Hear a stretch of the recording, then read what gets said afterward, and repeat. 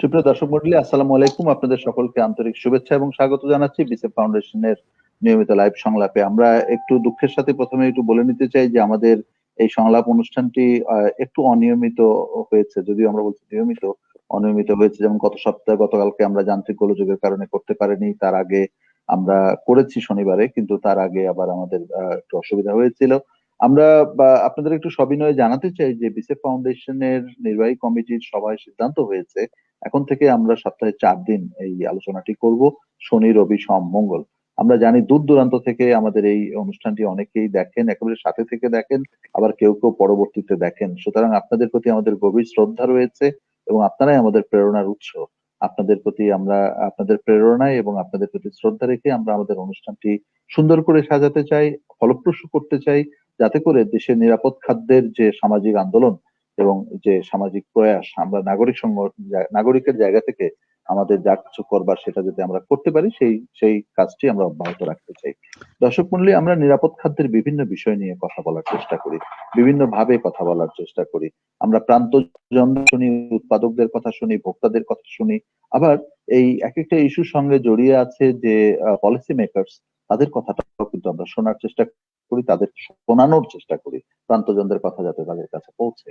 সুতরাং এটা একটা একটা কালেকটিভ এফোর্ট। আপনাদের সকলকে নিয়েই আমাদের এই একটা সম্মিলিত, কি বলবো, যে একটা সম্মিলিত যাত্রা আমাদের নিরাপদ খাদ্যের জন্য। তো আমরা সেই ধারা অব্যাহত রেখেছি। আগামীতে আপনারা আমাদেরকে পরামর্শ দিয়ে সহযোগিতা করবেন কি করে আরো ফলপ্রসূ ভাবে কাজটি করা যায়। আমরা সবসময় আপনাদের সহযোগিতা চাই। তো আজকে আমরা আলোচনা করব, তার আগে বলে রাখা দরকার যে আগামীকাল জাতীয় নিরাপদ খাদ্য দিবস, 2রা ফেব্রুয়ারি। এবার করোনা কালের কারণে সম্ভবত এবার জাতীয় নিরাপদ খাদ্য দিবসের অনুষ্ঠানাদি একটু পরিবর্তন করা হয়েছে। আমি যতটুকু জেনেছি, আগামী 18ই ফেব্রুয়ারি মাননীয় প্রধানমন্ত্রী কর্তৃক একটি সেমিনার উদ্বোধন করা হবে, সেটা হোটেল ইন্টারকন্টিনেন্টালে সেটি অনুষ্ঠিত হবে। সেটি এখনকার পর্যন্ত খুব বড় আয়োজন, অন্যান্য আয়োজনগুলোকে হয়তো ছোট করে ফেলা হচ্ছে। তো আপনারা তার জন্য অপেক্ষা করবেন। কিন্তু নিরাপদ খাদ্য দিবস উপলক্ষে সারা দেশে নিরাপদ খাদ্য যোদ্ধারা তারা কিছু না কিছু করবে। আমরা বিসেফ ফাউন্ডেশনের পক্ষ থেকেও আগামীকাল আলোচনা করব এবং আমরা চাইবো যে আপনারা আমাদের সঙ্গে আলোচনায় যুক্ত হন। যারা আগ্রহী তারা ইনবক্স করবেন এবং আমরা ইনবক্সে যাতে আপনাদেরকে যাতে আমরা আগামীকালকে আলোচনাতে যুক্ত করতে পারি, নিরাপদ খাদ্যের আলোচনায় একটা সেমিনারের মতো যাতে করতে পারি, সেই আশাবাদ আমি রাখছি। যাই হোক, আজকে আমরা কথা বলবো বাংলাদেশের একটি, শুধু বাংলাদেশে নয়, সমগ্র পৃথিবী জুড়েই একটি অন্যতম নিরাপদ খাবার, সেটা হচ্ছে মাশরুম। আপনারা কম বেশি সবাই জানেন যে মাশরুম একটি অত্যন্ত উচ্চ মান সম্পন্ন খাবার। প্রোটিনের জায়গা থেকে যদি বলেন, অনেকগুলো নিউট্রিশন ভ্যালু রয়েছে এবং সত্যি সত্যি একটা খুব ভালো খাবার, একটা দামি খাবার।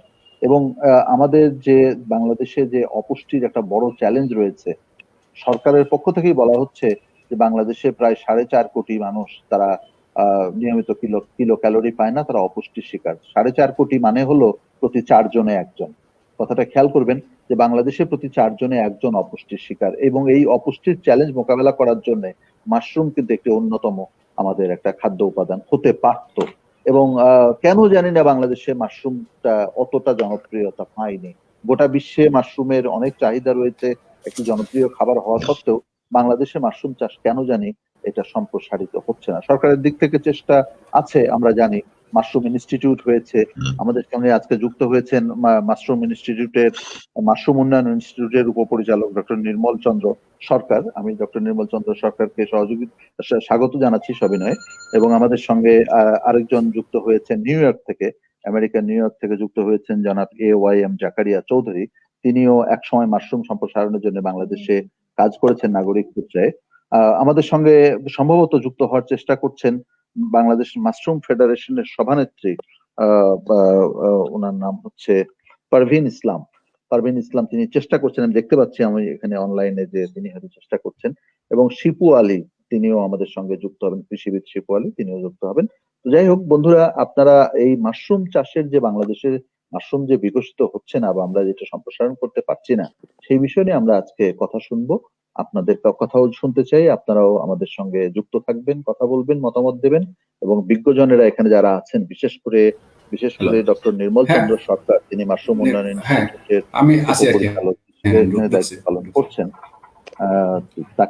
তার কাছে আমরা শুনবো। এবং জনাব AYM জাকারিয়া চৌধুরী, তিনি যেহেতু এই সম্প্রসারণের সঙ্গে একসময় কাজ করেছেন এবং তিনি বলছিলেন ব্যক্তিগত আলোচনায় এই অনুষ্ঠান শুরুর পূর্বে যে তিনি অনেক চেষ্টা করেছেন, কিন্তু কেন যেন এটা আমাদের মতো করে, উনিও বলছিলেন যে কেন যেন বাংলাদেশে মাশরুমটা সম্প্রসারণ করা গেল না, যাচ্ছে না, তার চ্যালেঞ্জটা কোথায়, করণীয়টা কি, সেই কথাগুলো শুনবো। আমাদের অভিভাবক কানাডা থেকে যুক্ত আছেন বিসেফ ফাউন্ডেশনের সভাপতি, দেশের প্রথিতযশা কৃষি বিজ্ঞানী ডক্টর মোহাম্মদ জয়নুল আবেদিন। তিনি এই অতিথিদেরকে নিয়ে আলোচনা করবেন, আলোচনা শুনবেন এবং আমরা আশা করি একটা পথ পাবো। আপনাদের সকলকে জাতীয় নিরাপদ খাদ্য দিবসের অগ্রিম শুভেচ্ছা জানিয়ে আমি আমাদের শ্রদ্ধেয় স্যার কৃষিবিদ ডক্টর মোহাম্মদ জয়নুল আবেদিন স্যারকে অনুরোধ করছি আলোচনা শুরু করার জন্য। স্যার। আচ্ছা, থ্যাংক ইউ মিটন। আসলে মিটনকে অনেক ধন্যবাদ। আসলে আমার তরফ থেকে আবার সবাইকে স্বাগতম জানাচ্ছি এবং কোথায় হচ্ছে কোথাও আমি দেখতেছি স্যার, ইকো হচ্ছে স্যার। শিবু ভাই, আপনি ঢোকার সাথে সাথে ইকো হচ্ছে। আপনি কি দুইটা ডিভাইস থেকে যুক্ত হয়েছেন?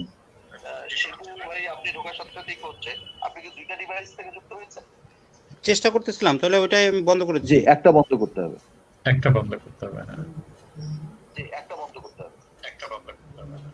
ঠিক আছে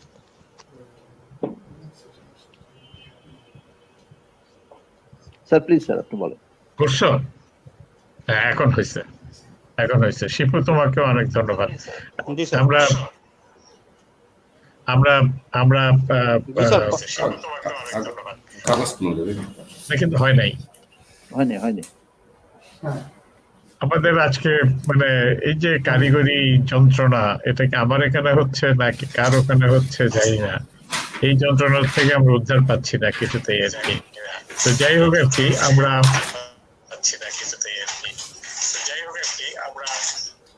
কিন্তু আমরা আপনি মিউট করেন, আপনি মিউট করে রাখেন, আমি মিউট করতে পারছি না আপনাকে।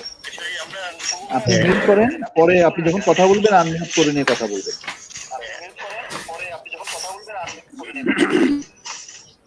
আমারটা তো মিউট হচ্ছে না। তোমারটা মিউটই হচ্ছে না কেন? আমিও করতে পারছি না।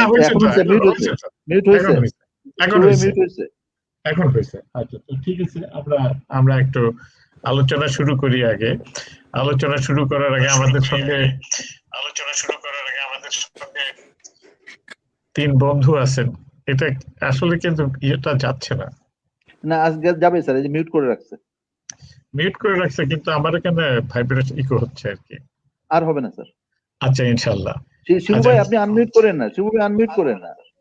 তুমি মিউট করে রাখেন। আনমিউট করছেন, আপনি মিউট করে রাখেন। আচ্ছা, সই হচ্ছে না, বুঝতেছি না আজকে। মিউট হবে না কেন? তুমি কোথায় কি করতেছো? আচ্ছা, দেখ, কিন্তু যারা শুনছেন তাদের কাছেও তো নিশ্চয়ই এটা এটা একটা বিরক্তিকর হয়ে যেতে পারে আর কি। শিবপুর, তুমি বের হয়ে যায়, আবার ঢুকো। আমরা ততক্ষণে বাংলাদেশ যে মাশরুম গবেষণা, মাশরুম যে সম্প্রসারণ কর্মসূচি, তার যে উপপরিচালক ডক্টর নীরদ চন্দ্র সরকার আছেন আমাদের সাথে। আমরা ওনার কাছ থেকে শুনে আসি যে এই বাংলাদেশে সংক্ষেপ আকারে বাংলাদেশে মাশরুমের প্রচেষ্টাটা কি, ইতিহাসটুকু কি, এবং সেখানে বর্তমানে কি কর্মসূচি আছে, এবং ওনার দৃষ্টিতে এইটুকু আগে শুনে আসি যে এটার কি পরিস্থিতি, কোথায় আসি আমরা। নীরদ বাবু, ডক্টর নীরদ, আপনি আনমিউট করে নিয়ে কাইন্ডলি কথা বলবেন। অনেক ধন্যবাদ স্যার আমাকে কথা বলার সুযোগ দেওয়ার জন্য। আমি আসলে এই নিরাপদ খাদ্য, মাশরুম আর খাদ্য নিরাপত্তায় যে ভূমিকা পালন করতে পারে তার সম্পর্কে স্যার আপনি যে আয়োজনটা করেছেন তার জন্য আমি আসলে আপনাকে অন্তরের অন্তঃস্থল থেকে কৃতজ্ঞতা জানাই। আর আমাকে যে সুযোগটা দিলেন কথা বলার জন্য, সেই ক্ষেত্রে ইতিহাসটা স্যার আপনিও জানেন। আপনি স্যার আমাদের এখানে দীর্ঘদিন আসেন। আমি আপনার খুব স্নেহের মানুষ, আমি স্যার তাই মনে করি। তো যাই হোক, আপনার পরামর্শ তো স্যার, যেটা নাকি এখানে মাশরুম তো শুরু হয়েছে গত শতাব্দীর 80 দশকে। তো আমরা আগাচ্ছি, একটা নতুন ফসল হিসেবে, যেটা মানে মন্দ বলা যাবে না, তবে কাঙ্ক্ষিত মাত্রায় হয়নি, এটাই বাস্তবতা। কারণটা স্যার আমার দৃষ্টিতে যেটা আর কি, তা হলো যে আমরা এতদিন যা করেছি আর কি, তা ছিল হলো সবই বাহিরের যে প্রযুক্তিগুলো, আমরা আমাদের জাপান, বিশেষ করে জাপানের থেকে তো আমাদের এখানে এই মাশরুমটা শেখানো হয়, সেই প্রযুক্তিগুলোই আমাদের এখানে ব্যবহার করা হতো, যা ছিল মানে দামি যন্ত্রপাতির ব্যবহার এবং উচ্চ প্রযুক্তি জ্ঞান সম্পন্ন মানুষ দ্বারা যা পরিচালিত হতো। অর্থাৎ মাশরুম চাষ করার জন্য মাশরুম চাষের যে একটা বড় অংশ, মানে প্রধান অংশ যেটা, সেটা হলো বীজ উৎপাদন, মানে স্পন উৎপাদন আর কি। এই স্পন উৎপাদন করার জন্য প্রয়োজন হয়, মানে হতো আর কি, উচ্চ মূল্যের যন্ত্রপাতি, যেমন অটোক্লেভ এবং ক্লিন বেঞ্চের। আর প্রয়োজন হলো উচ্চ প্রযুক্তি জ্ঞান সম্পন্ন মানুষের, যা আসলে মানে যে কেউ ইচ্ছে করলে এটা আমাদের যেমন ধান গম মানে বুনিয়ে দিলাম হয়ে যায়, কিন্তু সেরকম না আর কি। এটা যেহেতু মাইক্রোবায়োলজিক্যাল একটা ব্যাপার, অণুজীব নিয়ে কাজ, যা চোখে দেখা যায় না, তার বিরুদ্ধেই অনেক কাজ করতে হয়। তো এটাই ছিল আমাদের প্রধান অন্তরায়। তবে স্যার একটা সৌভাগ্যের বিষয় হলো যে আমরা যখন এই জিনিসটাকে বুঝতে পেরেছি যে এটা মানে আমাদের অন্তরায়টা কোথায়, আমরা কিন্তু স্যার, আমি এই মাশরুম ইনস্টিটিউটে 2005-এর 1 জানুয়ারি জয়েন করি মাশরুম বিশেষজ্ঞ হিসাবে। তখন আমি সদ্য পিএইচডি করে আসি। তো তখনও কিন্তু আমরা কিন্তু খুব চেষ্টা করছিলাম, আমরা ট্রেনিং দিয়েছি, তখন প্রজেক্ট ছিল, আমরা ট্রেনিং দিয়েছি, খুব ভালো ট্রেনিং দিতাম, কিন্তু আশানুরূপ যে ফল পাওয়া, যে ট্রেনিং নিয়ে গেছে, আমাদের খুব বাহবা দিয়ে গেছে, কিন্তু দেখা গেল যে কিছুদিনের মধ্যে আর উনি মাশরুমের সাথে নাই। এখানে যে বীজটা উৎপাদন করা হতো সেটাই আসলে মেইনলি চলতো, আর কিছু মানুষ আমাদের মানে বীজ উৎপাদন শুরু করলো। তো সেক্ষেত্রেও আমরা খুব বেশি দূর যাইতে পারছিলাম না, কারণ কন্টামিনেশন হয়ে যেত, বীজ নষ্ট হয়ে যেত। তো স্যার এখন আপনাদের এই আজকে এখানে আমি একটা ইনফরমেশন দিতে চাই স্যার। এখন আমাদের একটা সৌভাগ্যের বিষয় আছে, তা হলো যে এই মাশরুম উন্নয়ন ইনস্টিটিউট পরবর্তীতে কিছু গবেষণা করেছে, সেখানে কিছু সহজ সরল অল্প মূল্যের যন্ত্রপাতি উদ্ভাবিত হয়েছে এবং সহজ কিছু প্রযুক্তি উদ্ভাবিত হয়েছে, যার কারণে কিন্তু স্যার এখন সহজেই একজন মানুষ এই সরল যন্ত্র ব্যবহার করে মাশরুমের বীজ উৎপাদন করতে পারছে। এবং এখন কিন্তু কোনো প্রজেক্ট সাপোর্ট নাই, কোনো কিছুই মানে সেভাবে সাপোর্ট না থাকা সত্ত্বেও এখন কিন্তু মাশরুম উৎপাদন এবং ব্যবহার দুটোই বাড়ছে। এজন্য আর একটা কাজ এই ইনস্টিটিউটটা করা হয়েছে, তা হলো যে এই প্রযুক্তিগুলো উদ্ভাবন করে থেমে থাকা হয় নাই। এখানে যে এই প্রাত্যহিক একটা ট্রেনিং এর ব্যবস্থা করা হয়েছে, নাম দিয়েছিলাম আমরা অবহিতকরণ ও কার্যক্রম প্রদর্শন। এর আওতায় আমরা 9,835 জন মানুষকে স্যার ট্রেনিং দিয়েছি। কিন্তু করোনা শুরু হওয়াতে আমাদের দেখা গেল যে মানে এই আমরা তাদেরকে রাখতে সাহস করলাম না, তখন কিন্তু স্যার আমরা কিছুদিন বন্ধই রাখলাম এই কাজটা। পরে এখন আমরা অনলাইনে ট্রেনিংটা দিই। অনলাইন আবার একটু লকডাউন একটু শিথিল হওয়াতে এখন স্যার এখানে অনেক মানুষ প্রতিদিনই আসতেছে এবং তারা শিখে যাচ্ছে। এই যে স্যার এই মানে এক্ষেত্রেও প্রায় 3,000 হয়ে গেছে আর কি, 3,000 মানুষ আমরা অনলাইনে ট্রেনিং দিলাম। এর যে বিষয়টা স্যার, এর প্রভাবটা হলো এরকম যে এই মানুষগুলো কিন্তু স্যার কাউকে আমরা মানে কোনো কিছু দিয়ে ডেকে আনি নেই, এরা কিন্তু স্বপ্রণোদিত হয়ে আসছে এবং বাংলাদেশের সকল প্রান্ত থেকে আসছে। এই যে সকল প্রান্ত থেকে স্বপ্রণোদিত হয়ে আগ্রহ করে এসে যে শিখে যাওয়া, তার কারণ হচ্ছে স্যার এতে হলো আমাদের এই তারা শুধু শিখে যায়নি, তারা কিন্তু ফার্ম তৈরি করছে এবং অনেক বড় বড় ফার্ম, অনেক ছোট ফার্ম, মাঝারি ফার্ম, সারা দেশেই সব ফার্ম তৈরি হচ্ছে। যার জন্য আমরা কিন্তু খুবই আশাবাদী এই মুহূর্তে। আপনি যে কথা বলছেন আমাদের আজকের পরিস্থিতিটা কি, আমি স্যার আজকে খুবই মানে আশাবাদী। এবং এখন সারা দেশেই মাশরুম চাষ হচ্ছে এবং সারা দেশের থেকেই মানুষ আগ্রহ নিয়ে এখানে এসে মাশরুম শিখে যেয়ে মাশরুম চাষ করছেন স্যার। যদিও আমাদের ল্যাগ ফেজটা একটু বড় হয়ে গেছে, কিন্তু স্যার এখনকার যে মানে গতিটা আর কি, এটা কিন্তু স্যার আশাব্যঞ্জক এবং আমি বিশ্বাস করি স্যার আগামী দিনে এটা মানে লিডিং ক্রপ হবে, এই দেশের লিডিং ক্রপ হওয়ার দাবি রাখে। কারণ এত সম্ভাবনাময় একটি ফসল এবং স্যার অন্যান্যগুলো আমি না পরে বলবো স্যার। আমি স্যার যেটুকু প্রশ্ন করেছিলাম তার কিছু অংশ বললাম স্যার। আমি আশা করি স্যার আমরা ঠিক আছে, আমরা অল্প অল্প করে আলোচনার মতো করেই করবো, যাতে অল্প অল্প করে শুনতে থাকি, তারপরে বলতে থাকি। আমরা ধন্যবাদ নীরদ। তোমাকে অনেক ধন্যবাদ যে মানে আমাদের কিছুটা ইয়ে আসছে। আসল কথা তোমার শেষের কথাটা যে মাশরুম আমাদের দেশে একটা প্রধান খাদ্য হিসেবে আসতেই পারে, চলে আসতে পারে জায়গায়, কিন্তু এর যে উৎপাদন প্রক্রিয়া এবং সেটা বাজারজাত প্রক্রিয়া হয়তো এই সমস্ত জিনিসগুলো এর সঙ্গে জড়িত রয়েছে। আমরা সেগুলো নিয়ে একটা কথা বলবো যে আমাদের স্যার উৎপাদন প্রক্রিয়ার সঙ্গে জড়িত আছেন তিনজন, আমাদের সাথে আছেন, আরেক ভদ্রলোক মাঝে মাঝে আসছেন চলে যাচ্ছেন। তাদের কাছে একটু শুনে আসি যে এই যে মানে সরকারি যে প্রচেষ্টা, যে মাশরুম কেন্দ্রের যে প্রচেষ্টাটা, সেটার থেকে কি করে আমাদের এটা উৎপাদনের কাছে গেছে, সেটার থেকে আমাদের যে অভিজ্ঞ লোকেরা আছেন তাদের কাছে একটু শুনে আসি। প্রথমে আমি জাকারিয়া চৌধুরী সাহেবের কাছ থেকে শুনে আসি। উনি নিউ ইয়র্ক থেকে আমাদের সঙ্গে যুক্ত আছেন। উনি আমাদেরকে আগে বলছিলেন যে উনি সেই আমল থেকে, গোড়ার থেকেই আসলে মাশরুম চাষের সঙ্গে জড়িত ছিলেন বাংলাদেশে। তো আমি একটু ওনার কাছ থেকে সংক্ষেপে একটু শুনে আসি আপনার ইতিহাসটা, মাশরুম নিয়ে আপনার যে কর্মকাণ্ড, সেই সমস্ত ইতিহাস একটু বলবেন কিনা আমাদেরকে। জাকারিয়া চৌধুরী সাহেব শুনতে পাচ্ছেন? উনি শুনতে পাচ্ছেন না, তবে ওনার সঙ্গে আমাদের সঙ্গে যে মোহাম্মদ আলী শিপ, আপনি শুনতে পাচ্ছেন? চৌধুরী সাহেব স্থির হয়ে গেছেন। তবে ওনার সঙ্গে মোহাম্মদ আলী শিপু সেই এই তো আবার আসছেন মনে হচ্ছে নাকি? জাকারিয়া চৌধুরী সাহেব শুনতে পাচ্ছেন? জি স্যার। না কিন্তু জাকারিয়া চৌধুরী সাহেব শুনতে পাচ্ছি না। আপনি শুনতে পাচ্ছেন না কেন? খুব ভেঙে ভেঙে আপনার আসছে কথা, কিছু শুনতে পাচ্ছি না। আচ্ছা আমি খুব আনন্দিত যে জনাল স্যার এবং নিপোর্ট স্যার দুইজনকে পেলাম, কিন্তু কথা শুনতে পাচ্ছি না।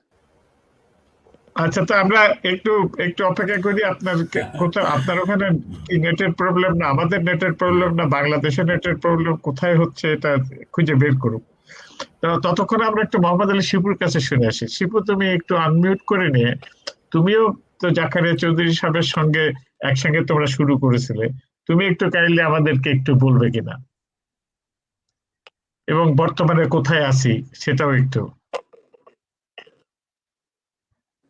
আনমিউট করতে হবে। ধন্যবাদ হ্যাঁ, স্যার।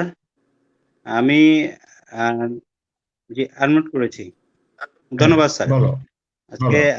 আমি আসলে খুবই আনন্দিত যে বিএসএফ ফাউন্ডেশন শুধু মাশরুমের নিয়েই আজকে পুরো প্রোগ্রামটা হবে। এর জন্য বিএসএফ ফাউন্ডেশনকে ধন্যবাদ। আর আজকে এখানে আমার শ্রদ্ধেয় শিক্ষক ডক্টর নীরজ চন্দ্র সরকার আছে, এবং আমার আরেকজন বলতে যে জাকারিয়া চৌধুরী, যার সাথে আমি 2004-এ একসঙ্গে পরিচয়, আমরা ইন্ডাস্ট্রিয়াল ট্রেনিং নিয়েছি। তারপর আমরা দুইজন একসঙ্গে মাশরুম শুরু করি মান্না মাশরুমি নামে। তখন 2004 থেকে আমরা বিভিন্ন রকম, আমি তার আগে থেকেই ট্রেনিং নিয়েছি, এবং 2002 থেকে আমি, আমার মা ডায়াবেটিক্সের রোগী যেহেতু, সেই সময় মাশরুম চাষের সাথে জড়িত একটু একটু করে 2004-এ আমি 3 দিনের প্রশিক্ষণ নিই। পরবর্তীতে 2004-এ প্রশিক্ষণ নেওয়ার পরে 2005-এ জাকারিয়া চৌধুরী আঙ্কেলের সাথে একসঙ্গে আমি মান্না মাশরুমি নামে একটা প্রতিষ্ঠান করে, ওইখানে আমরা tissue culture laboratory, tissue culture থেকে প্রোডাক্ট পর্যন্ত টোটালটা করি। সেই হিসাবে বাংলাদেশে তখন আমরা যখন মাশরুম করি, তাদের তখন অনেক আশার বাণী শুনে আমরা মাশরুম করি, অনেক ই করে যে মাশরুম করলে অনেক পুষ্টির হবে, দেশের অর্থনৈতিক সমস্যা সমাধান হবে, সাথে জড়িত হয়ে গেছি। পরে যেটা হয়ে গেছে নেশা পেশা সবকিছুই মাশরুম। জীবনটাকে আমি স্টুডেন্ট লাইফের পরে অন্য কিছু করি না, এই মাশরুমের সাথে আজও পর্যন্ত আমি জড়িত। এর ভিতরে যেটা পেয়েছি, যে ভালোবাসা পেয়েছি, এটা স্যার আপনার সাথে 2005 থেকে আমার পরিচয়। তাহলে আজকেও 16 বছর হয়ে গেল আপনার সাথে আমার পরিচয়। অনেক আগে থেকে আপনার মোটামুটি মাশরুম নিয়ে কাজ করতেছি। এইখানে যেটা হলো, আসলে মাশরুম যে অত্যন্ত পুষ্টিকর খাবার, সেটা তাতে কোনো সন্দেহ না। চলে গেছে। এই যে আমাদের মানে নেটের যে সমস্যাটা, আসলে কোথায় যাব, চ্যালেঞ্জ খালি তো আমাদের মানে মাশরুম নিয়ে নয়, চ্যালেঞ্জ আমাদের একেবারে সবার সঙ্গে শেয়ার করবো, সেটাও একটা চ্যালেঞ্জ। ইতিমধ্যে জাকারিয়া চৌধুরী সাহেব এখন কি শুনতে পাচ্ছেন? জাকারিয়া চৌধুরী সাহেব এখনো শুনতে পাচ্ছেন না, শিপু চলে গেছে। ইতিমধ্যে আমি একটু আমাদের সাথে অস্ট্রেলিয়া থেকে, কানাডা থেকে বিভিন্ন জন সংযুক্ত আছেন, বাংলাদেশ থেকে তো অবশ্যই আছেন। আমি একটু তাদের কথাগুলো একটু একটু আলাপ করে আসি, ততক্ষণে আশা করতেছি যে হবে যে যে এটা সাইফুল আজম খান বলেছেন ট্রাভেল জুম কানেক্টিভিটিস। আলোচনা করলে ভালো হতো এবং এখানে সবাই শুনতে পারে। আমরা এটা নিয়ে আসলে টেকনিক্যাল কিছুটা ইস্যু রয়েছে, এটার জন্যই জুমে যাই না, কিন্তু তবে জুমে যাবার দেখি আমরা আরেকবার চেষ্টা করে দেখবো টেকনিক্যাল ইস্যুগুলো। আমাদেরও ওখানে চ্যালেঞ্জ আছে কিছু, এই চ্যালেঞ্জ গুলো করার চেষ্টা করবো আমাদের। স্যার, তুমি আসছো? আচ্ছা, আমাদের জি। আমি আসছি। ইকবাল আহমেদ একটা খুব গুরুত্বপূর্ণ কথা বলেছেন, জেগে জেগে নয় ঘুম, পাতে চাই মাশরুম। এটা হলো আসলে একটা জায়গাটা, যেটা আমরা যে খালি কথা বলবো না, আমরা পাতে মাশরুম চাই। তার জন্য আমাদের প্রযুক্তি দরকার, প্রযুক্তির প্রসার দরকার, এবং মানুষ যাতে সহজে প্রযুক্তি সেটাকে গ্রহণ করতে পারে সেটার জন্য ব্যবস্থা দরকার। আজকে সেগুলোই আমরা শুনবো। মোহাম্মদ আলী শিবুর, সংক্ষেপে গিয়ে আমাদের যে মাশরুম সম্বন্ধে আমরা আগেও আলাপ করেছি, আজকে আবার আলাপ করতেছি। আমাদের হয়তো সেই আলাপটা আরো ভবিষ্যতেও করবো। আজকে আমাদেরকে একটু বলো যে এইটা মাশরুমটা কেন আমরা ওই যে পাতে চাই মাশরুম, কেন আমরা মানুষের পাত পর্যন্ত পৌঁছাইতে পারছি না ঠিক মতো। এইটা তোমার যে উৎপাদনের যে সঙ্গে যে জড়িত রয়েছে এতকাল ধরে, তোমার সেইখানে কি পরিস্থিতিটা কি এবং চ্যালেঞ্জ গুলা কি আছে? ধন্যবাদ। এখানে হলো স্যার, যে বিষয়টা হলো আমাদের উৎপাদক এবং আমরা যারা মাশরুম করি, নিজেরা উৎপাদক, নিজেরা মার্কেটিং, সবকিছুই নিজেরা করি। আসলে একটা জিনিস সেক্টর, মার্কেটিং সেক্টরটা অনেক বড় সেক্টর, সেখানে প্রচার প্রসারের একটা ব্যাপার আছে, মানুষের জানার দরকার আছে। এই জিনিসটা আমরা যারা মাশরুমই করি তারা হলো অধিকাংশ লোকজনই আসলে নিম্ন আয়ের লোক, মধ্যবিত্ত পরিবারের লোক। এইখানে যে মাশরুম পৌঁছে দিতে, সাধারণ জনগণের কাছে পৌঁছে দিতে যেই ব্যাপারটা প্রচার প্রসার, সেইটা আসলে আমাদের পক্ষে অতটা হয়নি। প্রচার প্রসারটা যদি আরো জোরালো থাকতো গভর্নমেন্টের তাহলে আমাদের এই সেক্টরটা আসলে অনেক হয়ে যেত। কারণ আমি যতটুকু জানি, আজকে আমি জাকারিয়া আঙ্কেলের সাথে প্রায় কথা হয় মাশরুম বিষয়ে, যে ৪৭ বছর হয়ে গেছে বা মাশরুমের ৪৭-৪৮ বছর হয়ে গেছে মাশরুম বাংলাদেশে। আসলে মাশরুমটা ওই পর্যায়ে খুব একদের দেশে উৎপাদক কিন্তু প্রচুর, প্রতি বছর উৎপাদক প্রচুর হচ্ছে, চাষি তৈরি হয়েছে অনেক, কিন্তু আসলে পরবর্তীতে হারিয়ে যাচ্ছে। এটার কারণও হলো, যদি সেরকম যদি ব্যাপক বিজনেস থাকতো, বিজনেস তো অবশ্যই আছে, কিন্তু উৎপাদন করে মার্কেটিং সিস্টেমটা আমাদের অত না, আমরা অনভিজ্ঞ মার্কেটিং সিস্টেমে। সেইখানে প্রচার, বিশেষ করে প্রচার প্রসারটা অনেক বড় ভূমিকা রাখে। সেইটা সেকেন্ড হলো, আমরা যেটা কাজ করেছিলাম জাকারিয়া আঙ্কেল থাকতেও, আমরা বাডেমের মাধ্যমে একটা রিসার্চ করেছিলাম, সরকারি ওনারাই করেছিল, কিন্তু দুঃখের বিষয় হলো ওই বাডেমের পরবর্তীতে আর করে না, কারণ আমাদের দেশের 25% লোক ডায়াবেটিক্সের রোগী। আজকে যদি তারাই মাশরুম খায়, তাহলে আমাদের মাশরুম সেক্টরের এই যে 2.5 লাখ 3 লাখ যে চাষি হয়েছে, তাদের হারিয়ে যাওয়ার কথা না। কিন্তু এইসব কিছু বিষয় যদি আমরা কিন্তু জোরালো ভাবে দেখতাম। ইস্যুটা কি মানে যদি খায়, তার মানে তুমি বলতেছো মানুষ খায় না সেই জন্য? আসলে কি খাওয়ার মানুষের অভাব, মানে ডিমান্ডের অভাব, নাকি খাওয়ার মানুষের পাত পর্যন্ত পৌঁছানো? আমি যদি কিনতে চাই, আমার পাওয়ার অভাব। এই কোথায় আসলে সমস্যাটা কোথায় আছে, মূল জায়গাটা কোথায়? এখানে তুমি বলতেছো, যেটা তুমি হলো বলতেছো যে চাষি তৈরি হচ্ছে, হারায় যাচ্ছে। আবার মানে এই জায়গাটা আর একটু পরিষ্কার হওয়া দরকার, যে এই টোটাল যে ভ্যালু চেইনটা আছে, এই ভ্যালু চেইনটার ভিতরে কোথায় আসলে উইকনেসটা কোথায় আছে? এটা কি খাদ্যের যারা গ্রহণ করে? দুইটা জিনিসটা, একটা হলো প্রচার প্রসারের একটা ব্যাপার আছে। সেকেন্ড হলো যে স্যার, উৎপাদনকারী জানে না যে কার কাছে কোথায় মাশরুম বিক্রি করলে সেটাই হবে। হ্যাঁ, আর আপনার এই যে এত গুণান্বিত মাশরুম, সেটা যদি প্রতিটা মানুষ আজকে জানতো, তাহলে মাশরুম খেত। কারণ গরু মাংস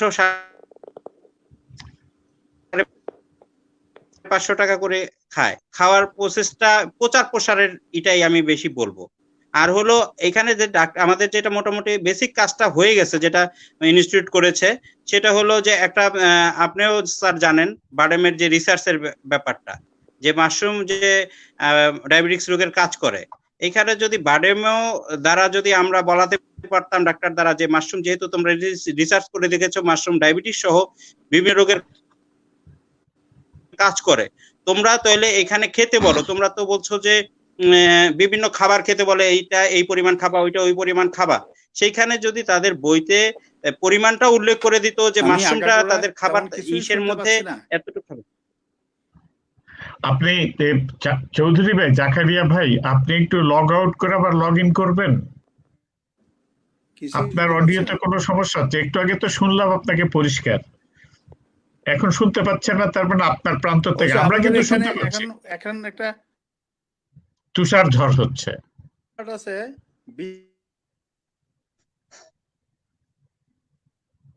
তুমি শিপু বলতে থাকো। শুনতে পাচ্ছি না, শিপু বলো। তারপর হলো যে ডায়াবেটিস এরাই যদি শুধু লিখতো যে যদি 25 সরকারি হিসাবে যেটা দেখেছি 25% হলো ডায়াবেটিক্স রোগী, ডাক্তাররা যদি তাদের যে খাদ্য তালিকা ডায়াবেটিক্স রোগী কি খাবে, কতটুকু পরিমাণ খাবে, সেইখানেও যদি স্যার এইটা উল্লেখ করে থাকতো, তাহলে আসলে মাশরুমের বিশাল একটা মার্কেট। আর আমাদের দেশে যে পরিমাণ লোক আছে সেইখানে যদি 30% লোক মাশরুম খায়, বিশাল ব্যাপার স্যার, বিশাল ব্যাপার। 25% নিতে আমাদের এই সেক্টরটা খুব যারা এই সেক্টরে কাজ করতাম আমরা, তাতে আল্লাহর রহমতে খুব ভালো অবস্থান, চাষিরা খুব ভালো অবস্থানে থাকতো। এবং আমাদের দেশে আপনি আমরা বিভিন্ন ট্রেনিং করে থাকি। আমার এই যে 16-17 বছরে স্যার আমিও তো মনে হয় কয়েক হাজার লোকের ট্রেনিং করেছি। আসলে ফাইনালি আমরা যেটা হলো এই শীতের সময় লোকজন করে মাশরুম করে, ওয়েস্টারই করে, যেটা সাধারণত আমাদের দেশে আবহাওয়ার জন্য ওয়েস্টারটা অনেক ভালো, শীতের সময় করে। কিন্তু গরমের সময় বীজের সমস্যা, তারপর আপনার মাশরুমের সমস্যা, সেই কারণে অ্যাভেলেবেল হয় না। আর যদি হিসাব করি আমি আমার গুরু ডক্টর নীরজ চন্দ্র সরকার, ওনার কাছে এই স্টাডিটা আছে যে আসলে কোথায় কতটুকু দরকার। সেই কারণে যদি প্ল্যানিং করে যদি আমরা আগাতাম, তাহলে আমাদের এই সেক্টরটা অনেক এগোত। আরেকটা স্যার, আমি যেটা বলি স্যারদের সহযোগিতা এবং বিভিন্ন ভাবে আমি আসলে দেশের বাইরেও একটু ট্রেনিং করেছি, ঘুরে টুরে আমি দেখেছি আসলে ছোট ছোট করে আমি জাকারিয়া আঙ্কেলের সাথে একসঙ্গে যখন কাজ করি, সেইখানে তখন আমি দেখেছি যে বীজের একটা প্রবলেম। বীজ তখনই করতাম, একটা বীজ থেকে 500 গ্রাম বীজ থেকে 150 গ্রাম 200 গ্রাম হাইস্ট মাশরুম আসতো। হ্যাঁ, সেইখানে এইভাবে করে তো আসলে সিঙ্গাপুরে তখন কিছু মাল পাঠিয়েছিলাম 3 বার আমরা। এইভাবে তো আসলে এক্সপোর্টও করা সম্ভব না। ওই জায়গা থেকে চিন্তা করা আছে, জাকারিয়া আঙ্কেলের সাথে সবসময় আমি কথা বলতাম আমরা প্রোডাকশনটা কিভাবে করব, কিভাবে প্রোডাকশনটা করলে আমাদের এক্সপোর্ট দেশের চাহিদা মিটিয়ে বিদেশি করতে পারবো, সেরকম নানা রকমই করে। আমি স্যার 2016-তে একটা করেছি, যেটা চাষাবাদ করে, সবজি যেরকম বেড পদ্ধতিতে চাষাবাদ করে সেই রকমই করে একটাই করেছি। ওর পরে এবার যেটাই করছে ওই প্রোডাকশন যেটা আসছে, যে আমরা সাধারণত 20 কেজি খড়ে 20 কেজি মাশরুম এটা করি, যে কোনো সাবস্টার যে পরিমাণ শুকনো ওজনে সেই পরিমাণ মাশরুম আশা করি, ওইভাবে সেইভাবে একটু পটনটা করছিল। এবার 2021 সালে আমি এবার সোলার গাঁও লিমিটেড নামে একটা প্রতিষ্ঠান, ওনাদের সাথে একসঙ্গে কাজ করতেছি, সেটা দিনাজপুরে বাটন মাশরুম নিয়ে কাজ করি, তার পাশাপাশি ওয়েস্টারও করছি। এবার বাম্পার ফলন হয়েছে স্যার, একদম কোনো বেডই দেখা যায় না। 13 কেজি পর্যন্ত একটা বেডে আমি প্রথম অবস্থা পাইছি, 30 কেজি সাবস্টার শুকনো ওজনে, 30 কেজি সাবস্টারে। হ্যাঁ, আমার টোটাল 50 কেজি একটা বেড হয় যদি পানি টানি দিয়ে করি, তাতে আমি প্রায় 13 কেজি মাশরুম পাইছি। এভারেজে আমি 10 কেজি একটা বেড থেকে পাই। তাহলে এটা বিশাল একটা ব্যাপার। সাবস্টারের খরচ স্যার আমার যে প্রযুক্তি আছে স্যার, আমি যেভাবে যে টেকনোলজি করেছি স্যার, আমার 30 টাকার উপরে পড়ে না স্যার। এটা যে সবাই অনেকেই করে, কারণ আমি কিছু সাবস্টার ইউজ করছি সেখানে, যেটা গমের ভুসি স্যার 35 টাকা করে, আমি যে সাবস্টার ইউজ করতেছি সেটা 5 টাকা করে আমার সাবস্টারের রেট পড়ে। তাহলে আমার প্রোডাকশন কস্ট অনেক কমে গেছে স্যার। এটা একটা আমাদের দেশের জন্য অনেকই, এবং ইন্ডিয়া সহ বিভিন্ন জায়গায় এই 30 টাকা বললাম প্রতি কেজি। 30 টাকা প্রতি কেজি। আচ্ছা, উৎপাদন। আর তাহলে আমাদের উৎপাদন একটা বাড়ানোর হ্যাঁ, বলো বলো উৎপাদন বলো। বাড়ানোর জন্য যে বিষয়টা, সেটাও কাঠের গুঁড়া, গমের ভুসি লাগে। গমের ভুসির কেজি স্যার আমাদের দেশে 35 টাকা, 35 টাকা ই করি। আর আমি যে ইটা করেছি সেটা 5 টাকারও নিচে, আমি যে সাবস্টার ইউজ করেছি। হ্যাঁ, আদার যে সাবস্টার ইউজ করেছি, প্রোডাকশন কস্ট অনেক কমে গেছে। আচ্ছা, যাই হোক, কিন্তু জি। মানে আমাদের উৎপাদনও বাড়ানো যায়, তাতে কি উৎপাদন কমে যায় নাই? তোমার সাবস্ট্রেটের উৎপাদন কমে নাই,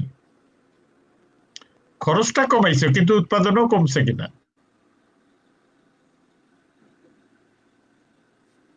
শোনা যাচ্ছে না তোমার কথা স্যার। এটা আচ্ছা, এইরকম, এটা একটা বড় রকমের চ্যালেঞ্জ যে শিপু তোমার কথা শুনতে পেলাম না আমরা। আমরা ডক্টর নীরদ, শোনা যাচ্ছে আমার কথা? ডক্টর নীরদ, নীরদ শোনা যাচ্ছে? আমার কথা শোনা যায়? তোমার মাইকটা অন করো। জাকারিয়া ভাই কি শুনতে পাচ্ছেন এখন? জাকারিয়া ভাই শুনতে পাচ্ছেন না, খুবই দুঃখিত। স্যার আচ্ছা, আমি আপনার কথা শুনতে পাই স্যার, ভালো করে। হ্যাঁ, আচ্ছা, গুড। তাহলে অন্তত আমি শুনতে পক্ষে পাচ্ছি। আমরা মানে বাকিদের ফাঁকে ফাঁকে নিয়ে আসবো। যে কথাগুলা মোহাম্মদ আলী শিবু স্যার বলতেছে, তার কথা থেকে যেটা বুঝি যে স্যার আমাদের এই যে টোটাল আমরা বলি ভ্যালু চেন, যেটা বলি যে চাষি তৈরি হচ্ছে, তোমরা ট্রেনিং দিতেছো, চাষি তৈরি হচ্ছে কিন্তু তারা হারাই যাচ্ছে, চেষ্টা করতেছে তারপরে হারাই যাচ্ছে। বহু লোকের ট্রেনিং হয়েছে কিন্তু কিন্তু তার ইম্প্যাক্ট থাকতেছে না, কারণ হলো এরা হারাই যাচ্ছে। কারণ আবার সেটা একটু কি কারণে হারাই যাচ্ছে সেটা একটু জানা দরকার। কিন্তু একটা জায়গাটা পরিষ্কার হচ্ছে যে কিছুটা হচ্ছে যে উৎপাদনের সঙ্গে চাহিদা, এই যে যারা ভোক্তা তাদের ভিতরে যে টোটাল লিঙ্কেজটা নাই, এটা একটু আমার কাছে প্রতীয়মান হচ্ছে আর কি। ফলে এবং তার জন্য যে উৎপাদনটা, তার সেইটার একটা প্রচেষ্টা দরকার।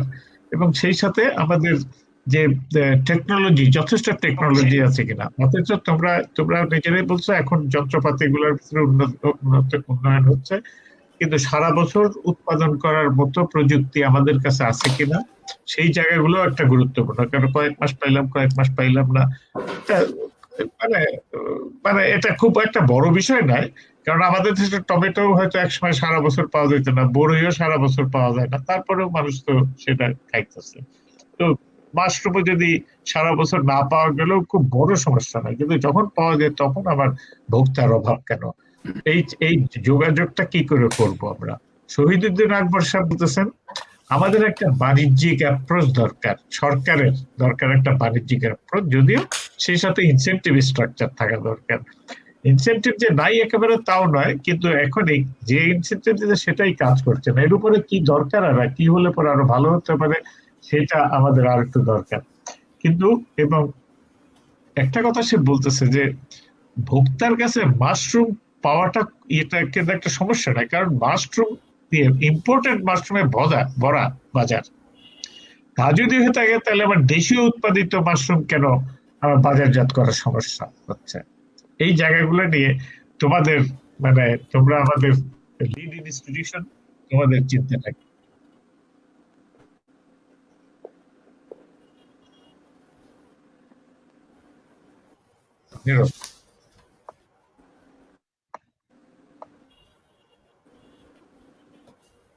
নীরজ শুনতে পাচ্ছ?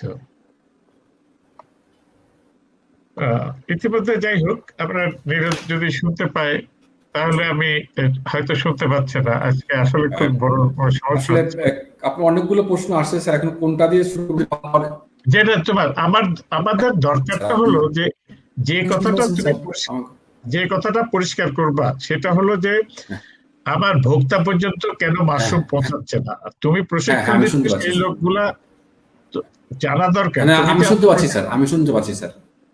তুমি যে সমস্ত প্রশিক্ষণ দিচ্ছ সেই লোকগুলা হারায় যাচ্ছে কেন, তাদের বাজার ইম্প্যাক্ট তৈরি হচ্ছে না কেন, আর ভোক্তাই কেন বাজার থেকে উৎপাদিত শিপু আলী দিনাজপুরে তৈরি করতেছে, আরেকজন তৈরি করতেছেন, তারা কেন ভোক্তার কাছে পৌঁছাইতে পারতেছেন না?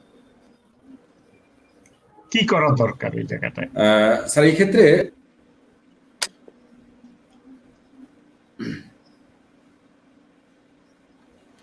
স্যার ধন্যবাদ স্যার। আমি ক্ষেত্রে একটু বলি স্যার, এই ক্ষেত্রে মানে শিপুর পোস্টের মানে শিপু যে কথা আর কি,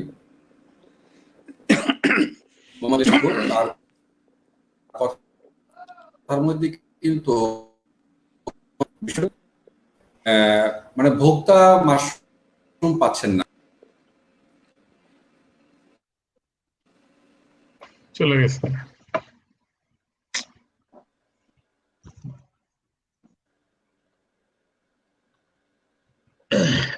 জাকারিয়া চৌধুরী ভাই কি এখন কি শুনতে পান? এখনো শুনতে পাচ্ছেন না, আপনার শুধু চেহারাই দেখলাম।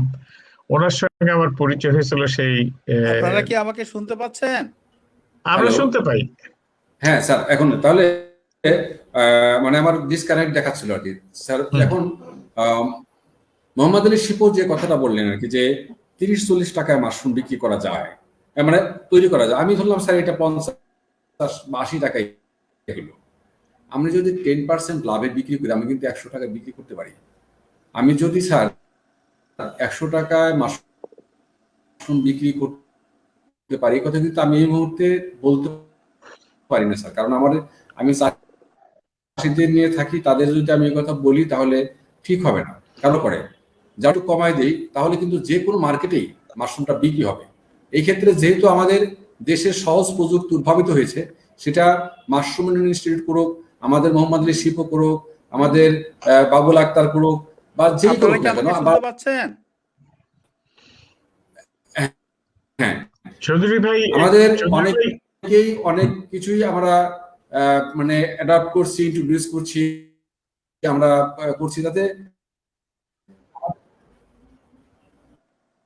স্যার উৎপাদন খরচ যেহেতু একটু কমে গেছে স্যার, তাহলে আমরা মানে যুক্ত হতে পারি। আরেকটা ব্যাপার হলো মার্কেটিং সম্পর্কে মাশরুম ইনস্টিটিউট থেকে কিন্তু একটা মানে একটা ধারণা দেওয়া হয়, যে ধারণাটা খুবই প্র্যাকটিক্যাল, এবং এটা কিন্তু কোনো অবাস্তব কিছু বলা হয় না। এবং আমার অভিজ্ঞতা হলো স্যার, যে এই ধারণার থেকে যারা ফলো করেছেন, যারা করেন আর কি, তারা কিন্তু কোনো মাশরুম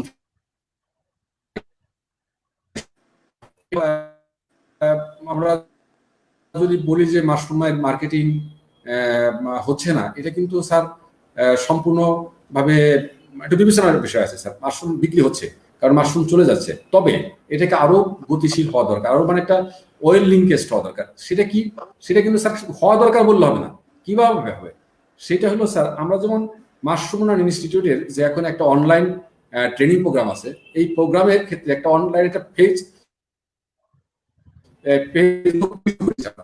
যে যারা বীজ উৎপাদন করছেন তারা যদি এখানে বলে দেন যে আমার বীজ আছে, যারা উৎপাদন করছেন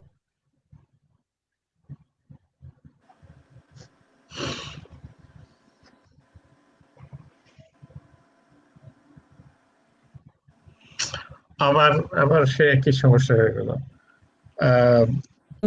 ছোট ছোট জায়গায় হবে এবং হচ্ছেও, যার জন্য আমরা আমি কিন্তু শুনতে পাচ্ছি যে আমি কিছু শুনতে পাচ্ছি না। আমার কথা শুনতে কিছু শুনছে, আমি শুনতে পাচ্ছি, আমার পরিষ্কার, আমারটা পরিষ্কার আছে। যাই হোক, এই যে মানে কোনো কোনো সময় যে অবিকৃত থাকে বলে মানে কিছু মাশরুম শুকায়, কিন্তু দেখা যায় যে শুনতে পাচ্ছে না, বলেন, শুনতে পাচ্ছি, বলো। সরি, আচ্ছা। তবে স্যার মাশরুম অবিকৃত, হ্যাঁ স্যার, খুব বেশি অবিকৃত না, বাড়াইতে না পারি আমরা। আছে 2 কেজি 3 কেজি মাশরুম উৎপাদন করে তিনি তার পরিবার পরিচালনা করেন, তাকে যদি বলা হয় যে তুমি কম দাম বিক্রি কর, তাহলে কিন্তু পারবে না। প্রযুক্তি আসছে, প্রযুক্তি এবং উৎপাদনের আমাদের বায়োলজি টু আদার কান্ট্রি, আমাদের বায়োলজি উৎপাদন খরচ কমে যাবে, কম আছে, আমরা দামটা কমাই দেবো, এটা একটা আমরা লিঙ্ক করবো। এটা হলো আমার স্যার, আমি আমার চাষি, আপনি তো ম্যানেজমেন্টটা স্যার হয়তো এইভাবেই বলবেন যে এটা যেভাবে চলছে আমাদের যদি প্রচারটা, শিবু যে কথাটা বলেছেন যে প্রচারটা, এটা কিন্তু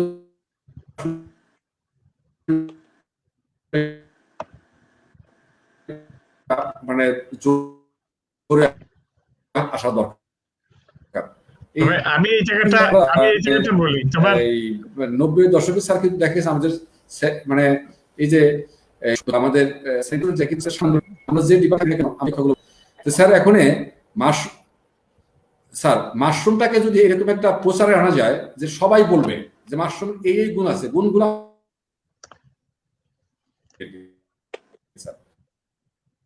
এখানে স্যার আমার কথা বলা দরকার নেই,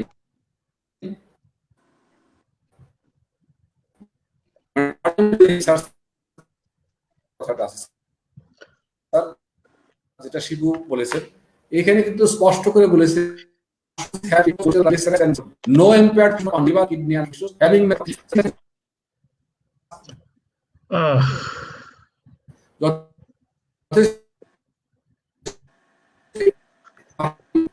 তার জন্য আমি মনে করি স্যার যে যেখানে আমাদের মানে মাশরুমকে আগায় নেওয়ার জন্য সবাই অবদান রাখছেন, আমরা তবে এটাকে আরো একটু গতিশীল করার জন্য কাজ করি স্যার। এক্ষেত্রে যে প্রযুক্তি যেগুলো আছে সেটার জন্য আমরা কিন্তু প্রাত্যহিক ট্রেনিং এটা করেই যাচ্ছি, তবে এটাও প্রচার আনা দরকার যে স্যার যেখানে প্রাত্যহিক ট্রেনিং নিয়ে মাশরুম করা যায়। তো স্যার এটাই হলো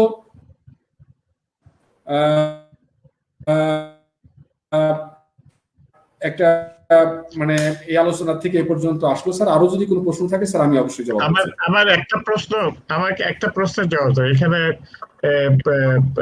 একজন বলছে যে আমরা আসলে মাশরুমের ভোক্তা তৈরি করতে পারি না। আমাকে একটু কাইন্ডলি যদি বলেন। আমি আমার কথা শুনতে পাচ্ছ? আমার কথা শোনা যায়? আমার কথা শোনা যায় না? শোনা যায় যে আমাদেরকে বলতেছেন যে আমরা মাশরুমের ভোক্তা তৈরি করতে পারি নাই, কারণ ভোক্তা তৈরি করতে পারলে পরে ফ্রেশ মাশরুমের ভোক্তা তৈরি করতে পারলে মাশরুম যারা উৎপাদন করে যে কথাটা হচ্ছে যে আমরা একজন বলছেন আমাদের যে দুজন বলছে, একজন বলছেন যে মাশরুমের, জিয়াউল হক বাবলু বলছেন আমরা মাশরুমের ভোক্তা তৈরি করতে পারি নাই, আমরা চা ছেড়ে কফি খাই কিন্তু মাশরুমের ভোক্তা নাই। আবার নীলুফার তাসনিম বলতেছেন অনেকেই জানেন না মাশরুমের গুণাগুণ, আরো প্রচার হওয়া দরকার। আমার মনে হয় যে একটা ডিমান্ড তৈরি করার জন্য, উৎপাদনের উপর একটা ডিমান্ড, একটা পুল তৈরি করার জন্য আমাদের মানে এই জায়গাটায় কাজ করা দরকার। সে সম্বন্ধে কি অভিমত? আমরা কি যথেষ্ট করছি কিনা, যে এই যে মাশরুমের গুণাগুণ গুলা কি আছে সেইগুলা মানুষকে জানাচ্ছি কিনা, এবং সেইটাকে মানুষকে কি করে, তার জন্য যারা উৎপাদন করেন তারা যাতে বাজারজাত করতে পারেন সহজে, এইটা কি গুরুত্বপূর্ণ কিনা? তুমি একটু আমাকে এটা হ্যাঁ বা না বলার আগে মাশরুমের গুণটা একটু 30 সেকেন্ড বা 1 মিনিট একটু বলবা, কি গুণ সবাই আমরা আবার শুনি মাশরুমের গুণাগুণ।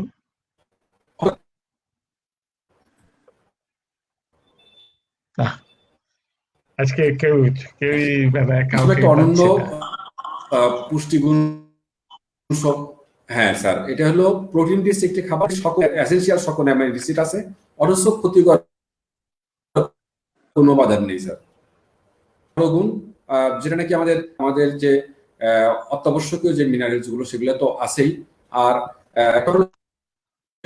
বিশেষ কিছু উপাদান আছে যেমন লোভাস্টেটিন, ইরাটিডিনিন, এইসব থাকার কারণে আমাদের ওই যে করে। আবার মাশরুমের উচ্চ মাত্রায় এই ফাইবার থাকার কারণে সে রাখার জন্য সে কাজ করে। এই ক্ষেত্রে স্যার মানে মাশরুমের আরেকটা ব্যাপার হলো মাশরুমের স্যার এই ফসফর আছে, যার মানুষের ব্রেইন ডেভেলপমেন্টের জন্য যে উপাদানটা কাজ করে ফসফোলেসিথিন, তাও কিন্তু স্যার মাশরুমে আছে। যার জন্য আমি মনে করি যে মাশরুমের গুণ অনন্য, এগুলো প্রচারটা আসলে আসা আসলে পরেই এটা হয়ে যাবে। আরেকটা যে ভোক্তা তৈরি করতে পারি নাই এই কথা সত্য, তবে আমাদের অনেকেই মাশরুম চাচ্ছেন কিন্তু আমরা তার কাছে পৌঁছাতে পারছি না। অনেক উৎপাদন করে বলছেন আমি পারছি না বিক্রি করতে। কিন্তু এইখানে লিঙ্ক আপ করার জন্য আমার যেটা নাকি আমি বলে থাকি আর কি স্যার সবসময়, সেটা হলো যে আমাদের উৎপাদনটা আরো বাড়াতে হবে এবং সব জায়গায় বলতে আর কি তার আশেপাশে যেখানেই মানে উৎপাদন করুন না কেন সেখানে একটা ব্যানার ফেস্টুন লাগাতে হবে যে মাশরুমের এই আছে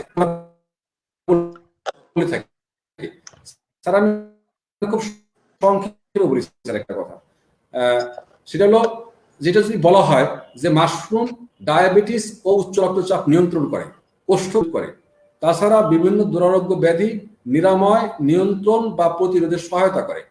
এই কথা গোটা কয়টা অক্ষর যদি একটা ফেস্টুনে লিখে দেওয়া যায় এবং যদি বলা হয় এখানে মাশরুম এবং মাশরুমের তৈরি খাবার পাওয়া যায়, স্যার এই কথায় আমার মাশরুম বিক্রি হয়ে যাবে। এবং আমার এই যে মাশরুমের যে আমরা মানে মার্কেটিং এর একটা উপায় হলো যে আমাদের ফ্রাই শপ গুলোতে মাশরুম বিক্রি করা। এই ফ্রাই শপ গুলোতে স্যার প্লিজ। তো না যাই হোক, এটা কথাটা হলো তোমার কথা থেকে প্রতিমান হচ্ছে যে যারা মানে আসলেও আমাদের এই জিনিসটার প্রচার মাশরুমের যে এত খাদ্য করে, আসলে মাছ মাংসের যে পরিবর্তে মাশরুম খাওয়া যায় এবং তাহলে তার মূল্যটা কম লাগছে, এটা একটা গুরুত্বপূর্ণ জায়গা যেটা প্রোটিন রিচ, ফলে একটা প্রোটিন প্লাস আরো বিভিন্ন অ্যামাইনো অ্যাসিডস এর ভিতরে রয়ে গেছে। এর ভিতরে ফাইবার থাকার কারণে আমাদের ডায়াবেটিস কন্ট্রোলে সাহায্য করতেছে।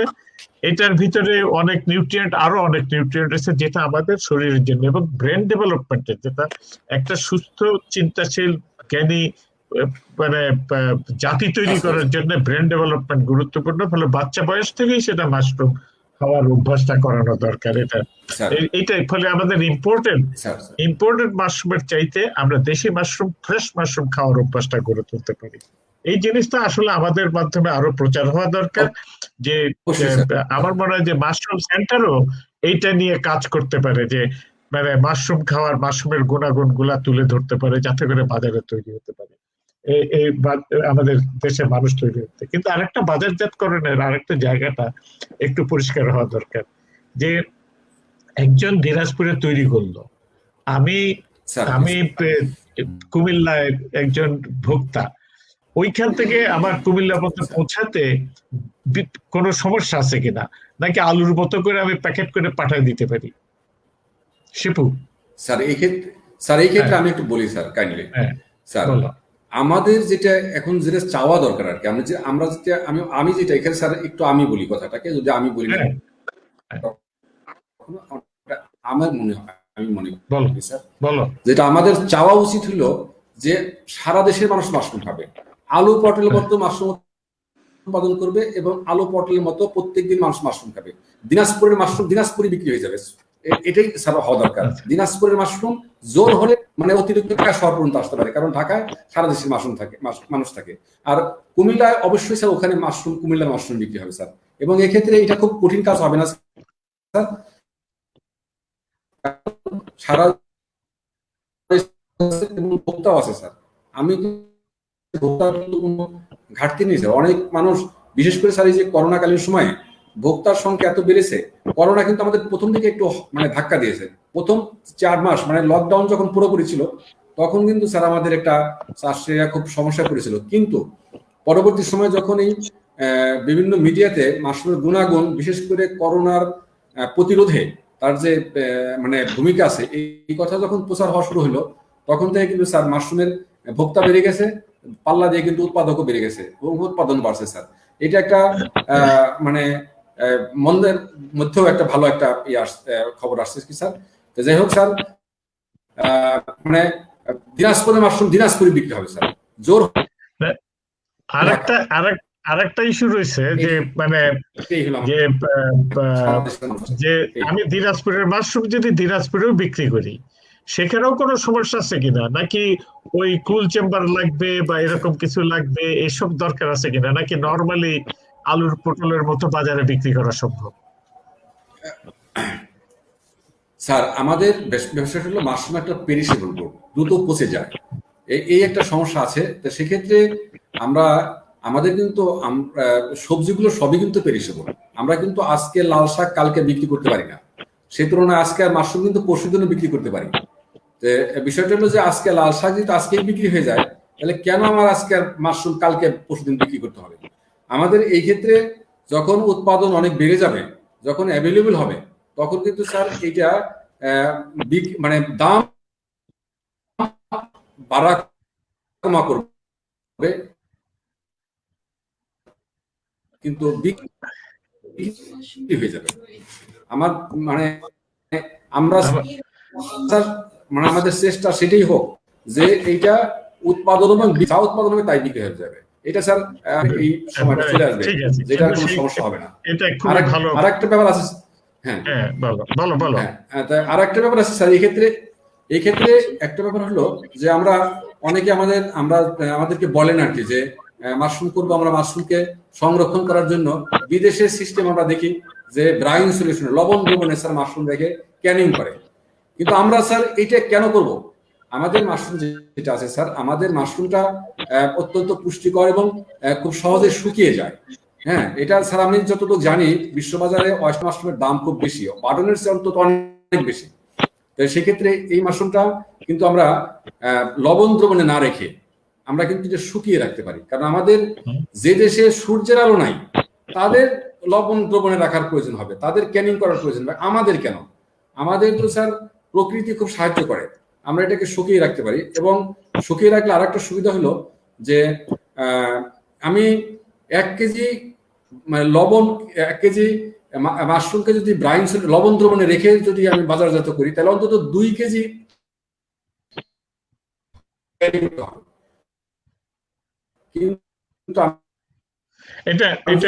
যদি ব্যবহার করি তাহলে 1 কেজিকে মাত্র 100 গ্রামে হতে পারি। অর্থাৎ তাহলে স্যার 20 ভাগের 1 ভাগ ক্যারিং কস্ট হবে স্যার, ওয়েট হবে। ঠিক আছে, এটা পরিষ্কার যে আসলে আমাদের ফ্রেশ মাশরুমের দিকে নজর দেওয়া দরকার, আর দরকার লাগলে আমরা শুকায় নিতে পারি, শুকায় রাখতে পারি, প্রিজার্ভ করতে। আমাদের দেশে কি একজন জিজ্ঞাসা করতে সীতাকি মাশরুম হয় নাকি আমাদের দেশে? হয় সীতাকি মাশরুম হচ্ছে আমাদের দেশে? হ্যাঁ অবশ্যই হয় স্যার, খুবই ভালো। এই যে আমাদের মানে অস্ট্রেলিয়ান বন্ধু জিজ্ঞাসা করছে সীতাকি মাশরুম হচ্ছে কিনা। ওয়েস্টার্ন মাশরুমও তো হচ্ছে না? ওয়েস্টার্ন মাশরুমও তো হয় শিপু, ওয়েস্টার্ন মাশরুমও হয়? জি স্যার, ওয়েস্টার্ন মাশরুম অ্যাভেলেবেল হয়, বাটন মাশরুমও হয়। তবে এটাকে প্রধান ফসল স্যার। আচ্ছা, তো এটা মানে যাই হোক, আমরা আমাদের একটা ইয়েটা হলো সম্ভাবনার দিকটা হলো যে আমাদের যে এইটা আমরা যে সমস্ত মাশরুম সম্বন্ধে খুব ভালো করে জানি সেগুলোও আসলে আমাদের দেশেই তৈরি হচ্ছে এখন। এবং আমি যেহেতু মানে অনেক কষ্টে পারভিন ম্যাডামকে পাওয়া গেছে, একটু ওনার কাছ থেকে শুনে আসি। আপনি শুনতে পাচ্ছেন আমার কথা? হ্যাঁ শুনতে পাচ্ছি, অনেক ধন্যবাদ। আমি প্রথম থেকেই শুনতে পাচ্ছিলাম। আমার আসলে ওই আমার নিজস্বই ল্যাপটপে সমস্যা ছিল, আমি ক্যামেরাটা ওপেন করতে পারছিলাম না, তো আমি আবার ইনস্টল করে ঢুকলাম। আমি মোবাইলে আমি শুনছিলাম আপনাদের। আর আমি মেসেজ পাঠাচ্ছিলাম, আমার যে বক্তব্য বা আমি যা সুপারিশ করি সেটা আমি মেসেজ পাঠাচ্ছিলাম। আপনার মেসেজগুলো তো দেখছি না তো কোথাও। আচ্ছা, আমি ওই যখনই যে কথা বলছিল আমার যে প্রশ্নটা মনে অথবা আমার যে সাজেশন ওটা আমি লিখছিলাম। আমরা আপনার কাছ থেকে মুখ থেকেই শুনি সেই কথাগুলো, কিন্তু আজকে আমাদের যে প্রতিপাদ্য বিষয়টা হলো মাশরুম ভোক্তা পর্যন্ত পৌঁছাইতে এর চ্যালেঞ্জ গুলা কি আছে এবং সেটা কি করতে পারি আমরা। আপনার মুখ থেকে শুনি। আপনি মাশরুম ফেডারেশনের জনাব ম্যাডাম পারভিন ইসলাম, মাশরুম ফেডারেশনের চেয়ারম্যান। ধন্যবাদ। জি ধন্যবাদ। আমি মাশরুম ফাউন্ডেশনের সভাপতি 2004 থেকে। তার মানে হচ্ছে আমি সারা বাংলাদেশের কৃষকদের, মাশরুম চাষিদের সাথেই আমার কাজ, এবং চাষিরা কেমন করে লাভবান হতে পারে অথবা এই চাষ করে টিকে থাকতে পারে এটা নিয়েই মূলত কাজ আমার। তো তখন থেকে প্রথম দিকে আমরা শুধুমাত্র প্রচারের উপরে আমরা খুব জোর দিয়েছিলাম, ব্যাপক প্রচার, এবং এই প্রচারের জন্য আমরা প্রাণপাত করেছিলাম। তো প্রচার এতটাই হয়েছে, আসলে বাংলাদেশের প্রত্যন্ত অঞ্চলেও কিন্তু মাশরুম শব্দটা চেনে এবং সবাই, এবং মাশরুম যে খুবই পুষ্টিকর এবং স্বাস্থ্যকর একটা সবজি, এটা সবাই জানে। আমি ব্যক্তিগতভাবে আমার তৃণমূলের চাষিদের সাথে কাজ, আমি যে চ্যালেঞ্জটা মোকাবেলা করছি সেটা হচ্ছে বাজারজাতকরণ। এই যে বাজারে গিয়ে মাশরুমটাকে দেয়া, এখানে যদি সরকারি একটা পৃষ্ঠপোষকতা পেত আমার চাষিরা, প্রথম দিকে যে পৃষ্ঠপোষকতা তাদের দরকার টিকে থাকার জন্যে, যে সরকারি লেভেলেই বাজারে মাশরুমটা দেয়া এবং সবাই যাতে মাশরুম কিনতে পারে। যেমন আমি যেখানেই যাই সেখানেই শুনি মাশরুম কোথায় পাওয়া যাবে, শুধুমাত্র শপিং মলগুলোতে, বড় বড় জায়গাতে মাশরুম পাওয়া যায়, কিন্তু আমাদের এই কাঁচা বাজারে কিন্তু মাশরুম পাওয়া যায় না। আমরা মাশরুম ফেডারেশন থেকে অনেক চেষ্টা করেছি কাঁচা বাজারে মাশরুম যাতে দেয়া যায়, এমনও করেছি একটা ছাতা কিনে দিয়েছি, একটা ছাতা, আর তার নিচে বসে একজন ক্ষুদ্র চাষি মাশরুম বিক্রি করবে। তো আমাদের দাবির প্রেক্ষিতে এই মাশরুম সেন্টার, যেটা জাতীয় মাশরুম সেন্টার, সেখানে চাষিদের মাশরুম কিনে নেওয়া হয় এবং কিনে নিয়ে সেই সেন্টারেই কিন্তু আমরা ডুমুরতলায় একটা মার্কেট অলরেডি করা হয়েছিল, কিন্তু তারপরেও কেন টিকে থাকে না, কেন যে এটা আরো এক্সপ্যান্ড হয় না, এই বিষয়গুলো আসলে খুবই মানে দুঃখের। আমরা সেটাই জানতে চাচ্ছি, কেন যে টিকে থাকে না। আমি কিন্তু যে কথাটা বলেছি যে আমার সাথে কারোই কোনোদিন মেলে নাই, একটা কথাই ছিল যে মাশরুম ভোক্তার হাতে পৌঁছানোর জন্য মাশরুমের দাম কমানো দরকার। কিন্তু এই ব্যাপারটার সাথে আমার সাথে সবসময় সবার সাথে ডিফার করেছে যে দাম কমালে চাষি কেমন করে টিকবে। কিন্তু আমি সবসময় বলেছি দাম কমালে ভোক্তা যদি সহজে খেতে পারে, খায়, তাহলে অটোমেটিক চাষি কিন্তু দাম পেয়ে যায়। কারণ অল্প দামে যদি আমি পুষ্টিকর একটা খাবার খাই, আমি আজকে কিনবো, কিনে আমি খেয়ে মজা পাবো, আমি উপকার পাবো, পরের দিন আবার কিনবো, কিন্তু এটা এত নাগালের বাইরে দাম। এটা অবশ্য আমার সাথে আপনাদের এখন নাগালের দাম কত? তার মানে দামটা বাড়াচ্ছে, এই দামটা বাড়াচ্ছেই কে? বাড়াচ্ছে চাষিরাই বাড়াচ্ছে, চাষিরা যারা চাষ করছে, কারণ তারা মানে এই মাশরুমটা হচ্ছে এমন সবজি যে একদিনের বেশি, একদিনও থাকে না। সকালে তাজা মাশরুম বাজারে নিলে বিকেলেই সেটা লাল হয়ে যায়, সেটা বিক্রিও হয় না, কেউ কিনতেও চায় না, ওরা শুকিয়ে রাখে। এখন সারা বাংলাদেশে কিন্তু অনেক বড় বড় ইন্ডাস্ট্রি হয়ে গেছে মাশরুমের, এবং যেমন শিপুর মতন, বাবুল আক্তারের মতো চাষিরা অনেক মাশরুম উৎপাদন করে, সেখান থেকেও আমার কাছে ফোন আসে যে ম্যাডাম আমরা বিক্রি করতে পারছি না, আমরা শুকায় রেখেছি বস্তা বস্তা, টনকে টন শুকনা মাশরুম আমাদের, আমরা এই শুকনা মাশরুম কি করব। তো এই চাষিরাই সেই শুকনা মাশরুম গুঁড়া করে পাউডারজাত করে বাজারে দিচ্ছে, এই শুকনা মাশরুম দিয়ে তারা ফুড প্রোডাক্ট করে বাজারে দিচ্ছে, ওষুধ তৈরি করে বাজারে দিচ্ছে। কিন্তু এই যে করে টিকে থাকবে, সরকারকে লাগবে, সরকার এই চাষিদের কি করবে, সরকার এই চাষিদের পৃষ্ঠপোষকতা করবে, এদের অর্থ দিয়ে, এদের প্রযুক্তি এবং অর্থ দিয়ে এদের পৃষ্ঠপোষকতা করবে। এক একজন চাষিকে আমরা বাংলাদেশ ব্যাংকে যেমন আমাদের একটা চাহিদা ছিল যে অন্য অন্য সবজির মতো মাশরুমটাকেও করে দেওয়া হোক, ঋণ মুক্ত করে দেওয়া হোক।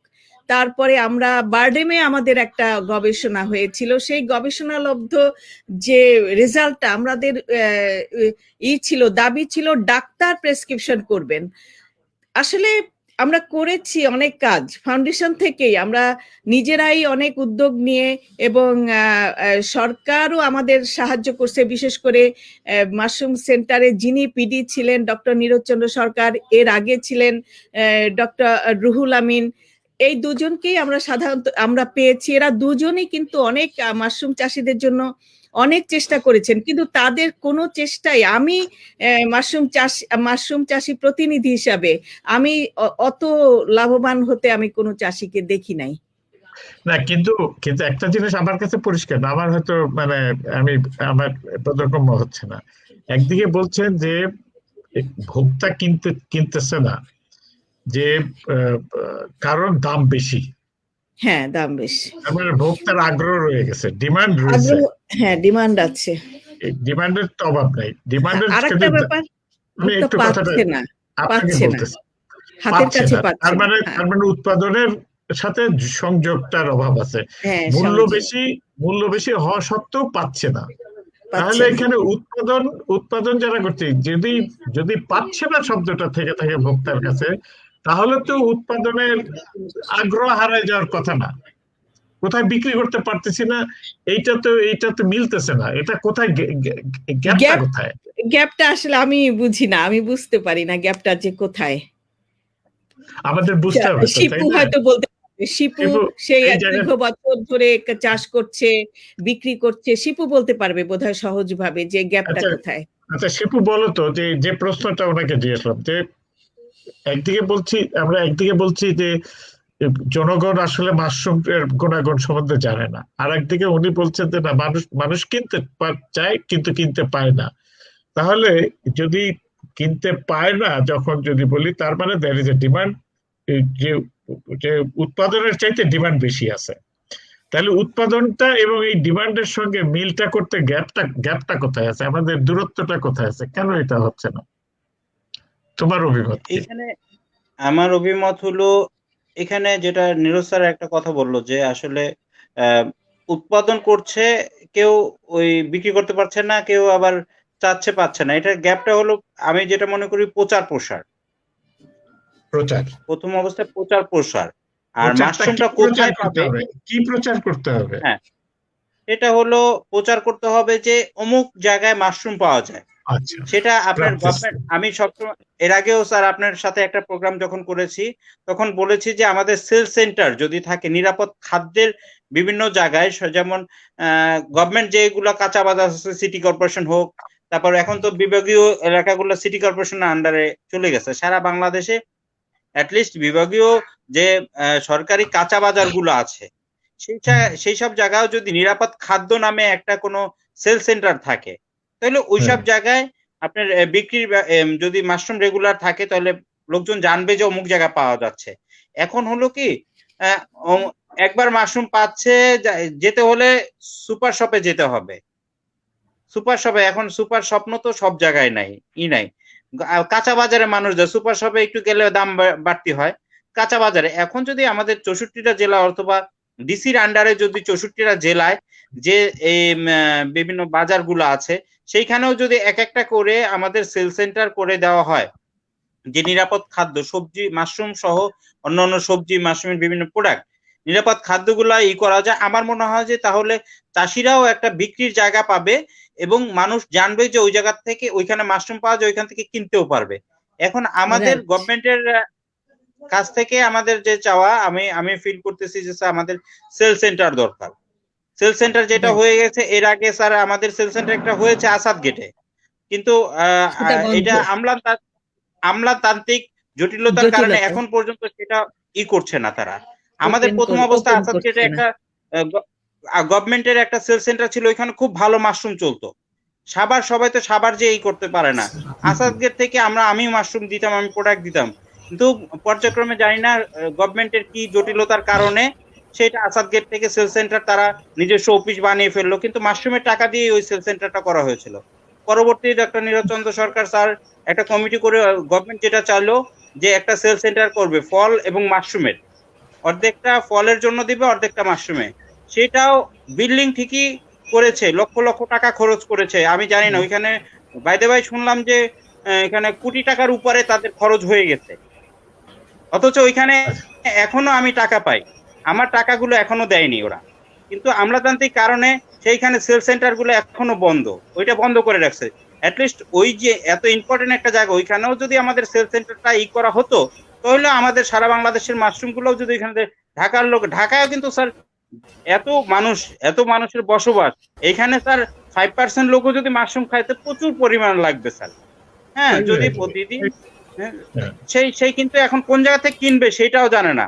এখন সরকারি একটা আমাদের মোটামুটি কাজ হয়েছে এই এত বছরে, কিন্তু আসলে সেইটা সঠিকভাবে করতে পারছে না গভর্নমেন্ট। কেন আমি জানি না। মাশরুম ইনস্টিটিউট কেন করতে পারছে না, মাশরুম সেন্টার কেন করতে পারছে না, গভর্নমেন্ট করতে দিচ্ছে না কেন? আমাদের চাষিরা বারবার চাচ্ছিলাম সেন্টার গুলো চালু হোক, বিভিন্নভাবে আমাদের দাবি দেওয়া ছিল, কিন্তু এখন পর্যন্ত আমাদের একবার করে অফিসটা বন্ধ। এরকম যদি ওইটা একটা ইম্পর্টেন্ট একটা জায়গা ছিল, খামারবাড়ি একটা সেল সেন্টার যদি করতো, সেখানে গভর্নমেন্ট অফিসগুলো আমরা চাইছিলাম যে প্রতিটা গভর্নমেন্ট বড় বড় অফিসগুলাই করে। তারপর মন্ত্রণালয় স্যার একটা সেল সেন্টার করলো, সেটা আমলাতান্ত্রিক করে তাদের নিজস্ব লোকজনই করে দিচ্ছে, আমাদের মাশরুমও ঢুকাইতে পারে দেয় না, তাদের এখন এটা আলাদা একটা বিজনেস করে নিছে মাশরুমের নাম দিয়ে। আসলে আমরা যারা চাষিরা আমাদের জীবন পার করে দিচ্ছি, সারা জীবন পার করে দিচ্ছি মাশরুম করে। হ্যাঁ, এখন এত কিছু করার পরও আমরা এই জিনিসটা ভোগ করে যাচ্ছি না, আমরা হকারি করেছি। এই জাকারিয়া চৌধুরীকে স্যার আপনি চিনেন, আমি এবং আঙ্কেল আমরা হকারি করেছি। তার গাড়ি আমার মোটরসাইকেল রেখে আমরা ইয়াতে নিউ মার্কেটে 2 গেটে 2 জনে দাঁড়াইছি মাশরুম নিয়ে, এইভাবে বিক্রি করছি। সকালে ফজরের নামাজ পড়ে গুলশানে একদিন গেছি, 2 দিন চন্দ্রিমায় 2 দিন, রবনা বটমূলে 2 দিন, সপ্তাহে এইভাবে আমরা মার্কেটিং করেছি, সকালে সকালে হকারি করেছি। কিন্তু আসলে আমরা যারা মাশরুম পুরানো দিনে, আমি প্রথম শিল্প উদ্যোক্তা বাংলাদেশে, আমার সাথে এখন পর্যন্ত কেউ না শিল্প উদ্যোক্তা যারা করেছে, আমি একজন করেছি। আমরা সবাই জড়ে গেছে, কিন্তু এটা স্যার আমার রক্তের সাথে মিশে গেছে, আমি রক্তের সাথে মিশে গেছে। দুইটা জিনিস স্যার, এখানে আমাদের মূল্যায়নটা খুবই ব্যাঙের ছাতার মতোই, যেরকম মাশরুমটাকে মানুষ করে, গভর্নমেন্ট বলেন আদার্স বলেন, আমাদের মূল্যায়নটাও সেরকম। আমাদের মূল্যায়নটা আসলে মাশরুম চাষীদের ওইরকমই না, কিন্তু আমরা এত একটা পুষ্টিকর খাবার, আমরা দেশে এত পুষ্টির দিকটা যে আমরা এতই করছি চাষিরা, এখানে আমাদের যে মূল্যায়নটা করা উচিত, হ্যাঁ, সেটা করে না। সেকেন্ড হলো আমাদের সেন্টারগুলো যেটা হয়ে গেছে, যেমন আসাদ গেট, খামারবাড়ি, বিভিন্ন জায়গা, তারপর বাডেমের রিসার্চ হয়ে গেছে, সেটা কন্টিনিউ হয় নাই। রিসার্চ নামেই হয়েছে, কন্টিনিউ হয় নাই। আমার নামেই সেল সেন্টার হয়েছে দেখানোর জন্য একবার, কিন্তু ওইটা কন্টিনিউ আর করতে পারে নাই। জাস্ট এটা ফাউন্ডেশনের আমাদের যারা আছি সবাই মাশরুমের ইসের জন্য এখন পর্যন্ত মাশরুম ইনস্টিটিউটের যে সেল সেন্টারটা ওইটা চলছে, সেখানে আমাদের কৃষক কিছুটা বাঁচতে পারছে। এখন আমি যেটা মনে করি, গভর্নমেন্টের আমলাতান্ত্রিক, এখন আমাদের মাননীয় মন্ত্রী কৃষিবিদ আব্দুল রাজ্জাক সাহেব, উনি পজিটিভ একটা মানুষ।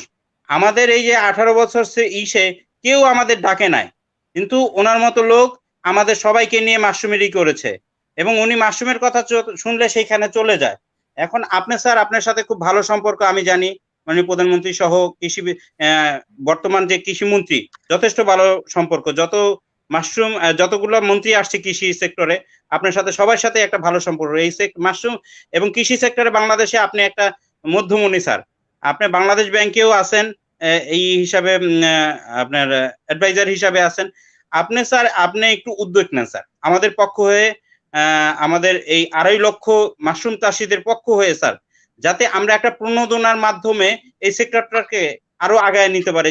যাদের অভিজ্ঞতা আছে, 1 যুগের উপরে 2 যুগ এরকম চাষি আছে আমাদের, আমি 1.5 যুগ হয়ে গেছে স্যার মাশরুমের সাথে জড়িত। তাদের অভিজ্ঞতা গুলো কাজে লাগে, তারা তো মাশরুম করছে স্যার, এটাও একটা বিজ্ঞান। আমি বিজ্ঞানের ছাত্র না, কিন্তু আমি একটা প্রযুক্তি করে কিভাবে করছি, এরকম অনেক সারা বাংলাদেশে ছড়িয়ে ছিটিয়ে আছে। তাদের সুযোগ সুবিধাগুলো যাতে পেতে পারে, তারা জানি টিকে থাকতে পারে স্যার। এই দিকটা 2.5 লক্ষ মাশরুম চাষি আছে, 2.5 লক্ষ চাষি আছে আমাদের, 2.5 লক্ষ চাষি। কতটা উৎপাদন হয় বছরে, দিনে, দৈনন্দিন? স্যার 2.5 লক্ষ চাষি আছে স্যার, এটা তো স্যার আমাদের বললাম না, হারিয়ে যাচ্ছে, নামে হারিয়ে আছে, গেছে। সবাই তো ঠিক নাই, নামে আছে, নামে। কাজে কতজন আছে তার হিসাব আছে? তার স্যার আমার চেয়ে ভালো বলতে পারবে স্যার, এই নীরজ স্যার বলতে পারবে স্যার। হ্যাঁ, কাজে টিকে নাই, কাজে নতুন। আমার একটা কথা হচ্ছে, নতুন যারা ট্রেনিং নেয় কিছুদিন তারা কাজ করে উৎসাহ নিয়ে, কিন্তু কিছুদিন পরে তারা ঝরে যায়।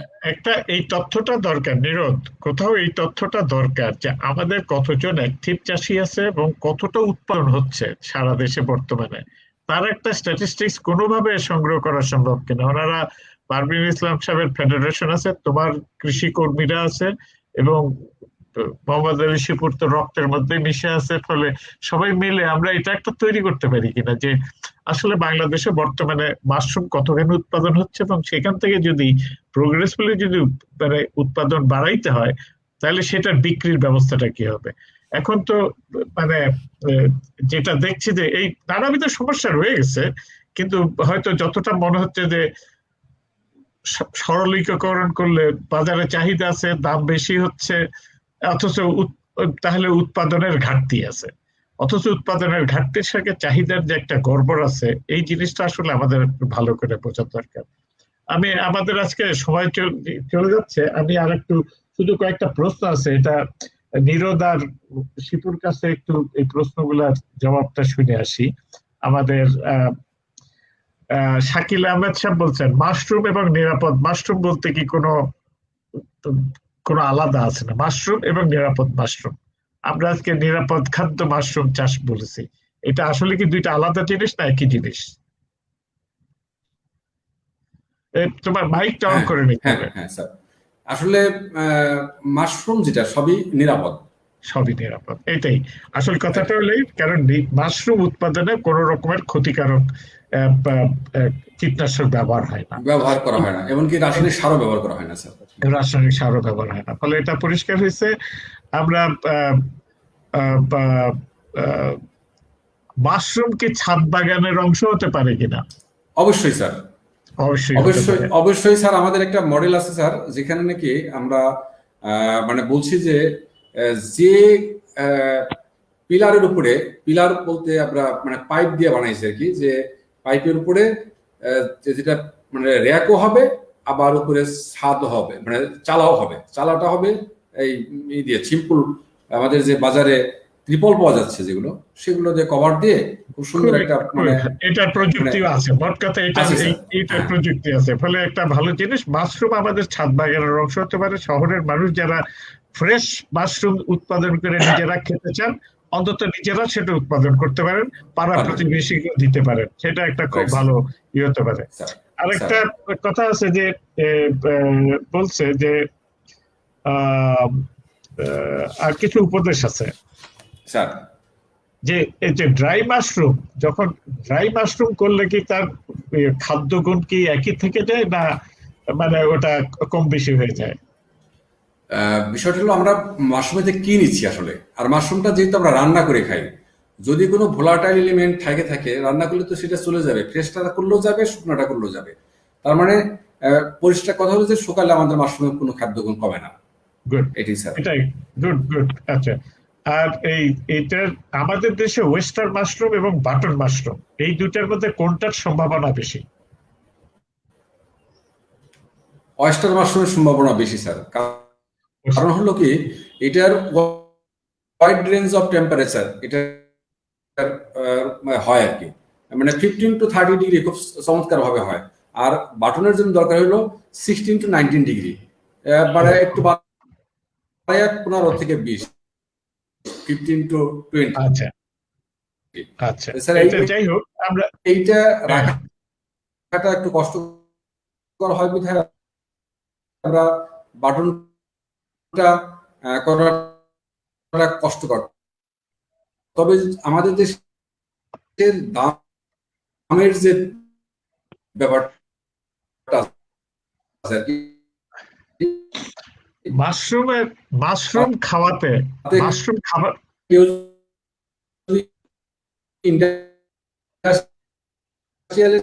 তোমার কথা ভেঙে যাচ্ছে,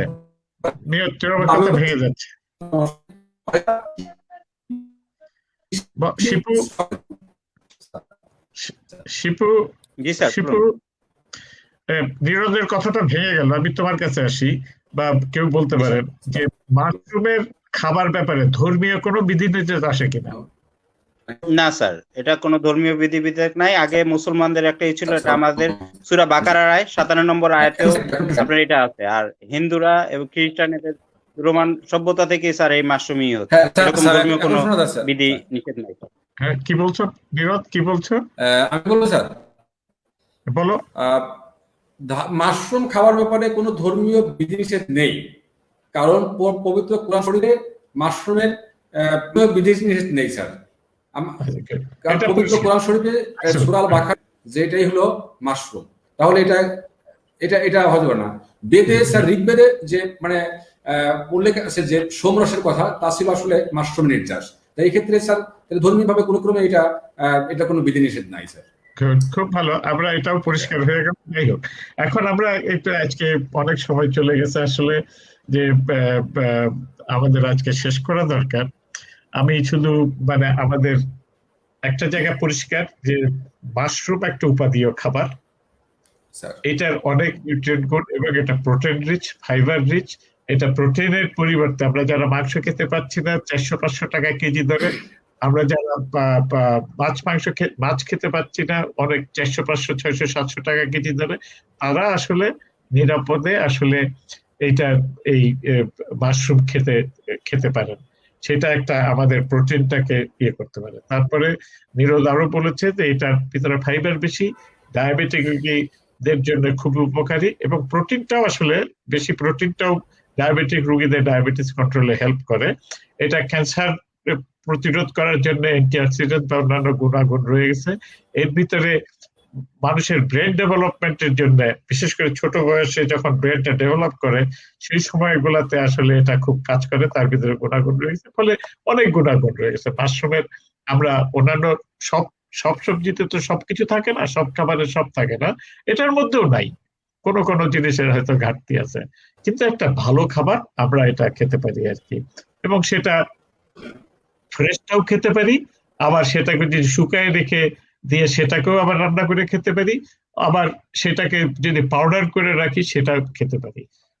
শুধু ডক্টর নিরোদ বলছে যে লবণে এটাকে ভেজার করে প্রিজার্ভ করার কোনো দরকার নাই, তাতে খরচও বাড়ছে, বাজারজাতকরণের খরচ বাড়ছে, সবকিছুতেই খরচ বাড়ছে, ফলে ওটার আমাদের কোনো প্রয়োজন নাই। এখন যে জিনিসটা কতগুলো উপদেশ আপনারা বলেছেন যে মাশরুমের অনলাইন মার্কেটিং করার সুযোগ কেমন? আচ্ছা, এটার ব্যাপারে একটু শুনে আসি। এই মাশরুম অনলাইনে আজকাল তো বহু বাজার হচ্ছে, এখানে মাশরুম কি করা সম্ভব? সম্ভব স্যার, সম্ভব। ফ্রেশটা না শুকনাটা? দুটোই, সবগুলোই সম্ভব, দুটাই করা সম্ভব, দুটোই সম্ভব। আচ্ছা, কিন্তু দিনকে দিন পৌঁছাতে হবে নাকি?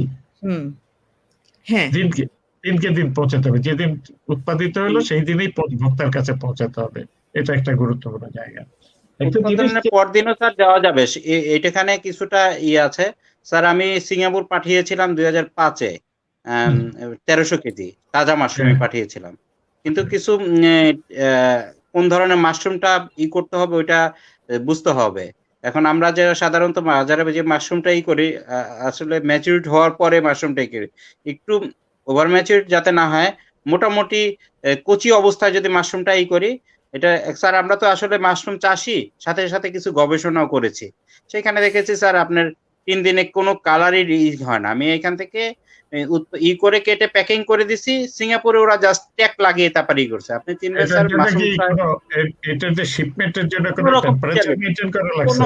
হ্যাঁ, টেম্পারেচার আমি যেটা করেছি সেটা পরিবহনের জন্য কিছুটা অবলম্বন করতে হবে ককশিটে, সেটা হলো আইস করে দিয়ে দিলে আপনার ওটা চলে যাচ্ছে।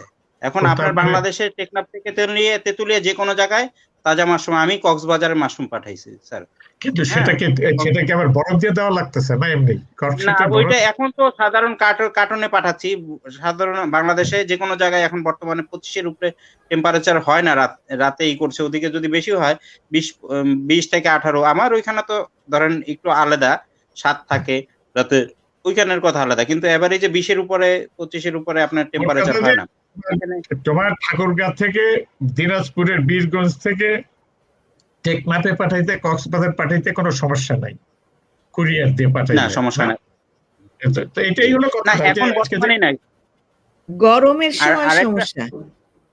গরমের সময় আপা সমস্যা না, যদি এটা আমরা আইস করে তারপর দিয়ে দিই তাহলে কোনো সমস্যা নাই আপা।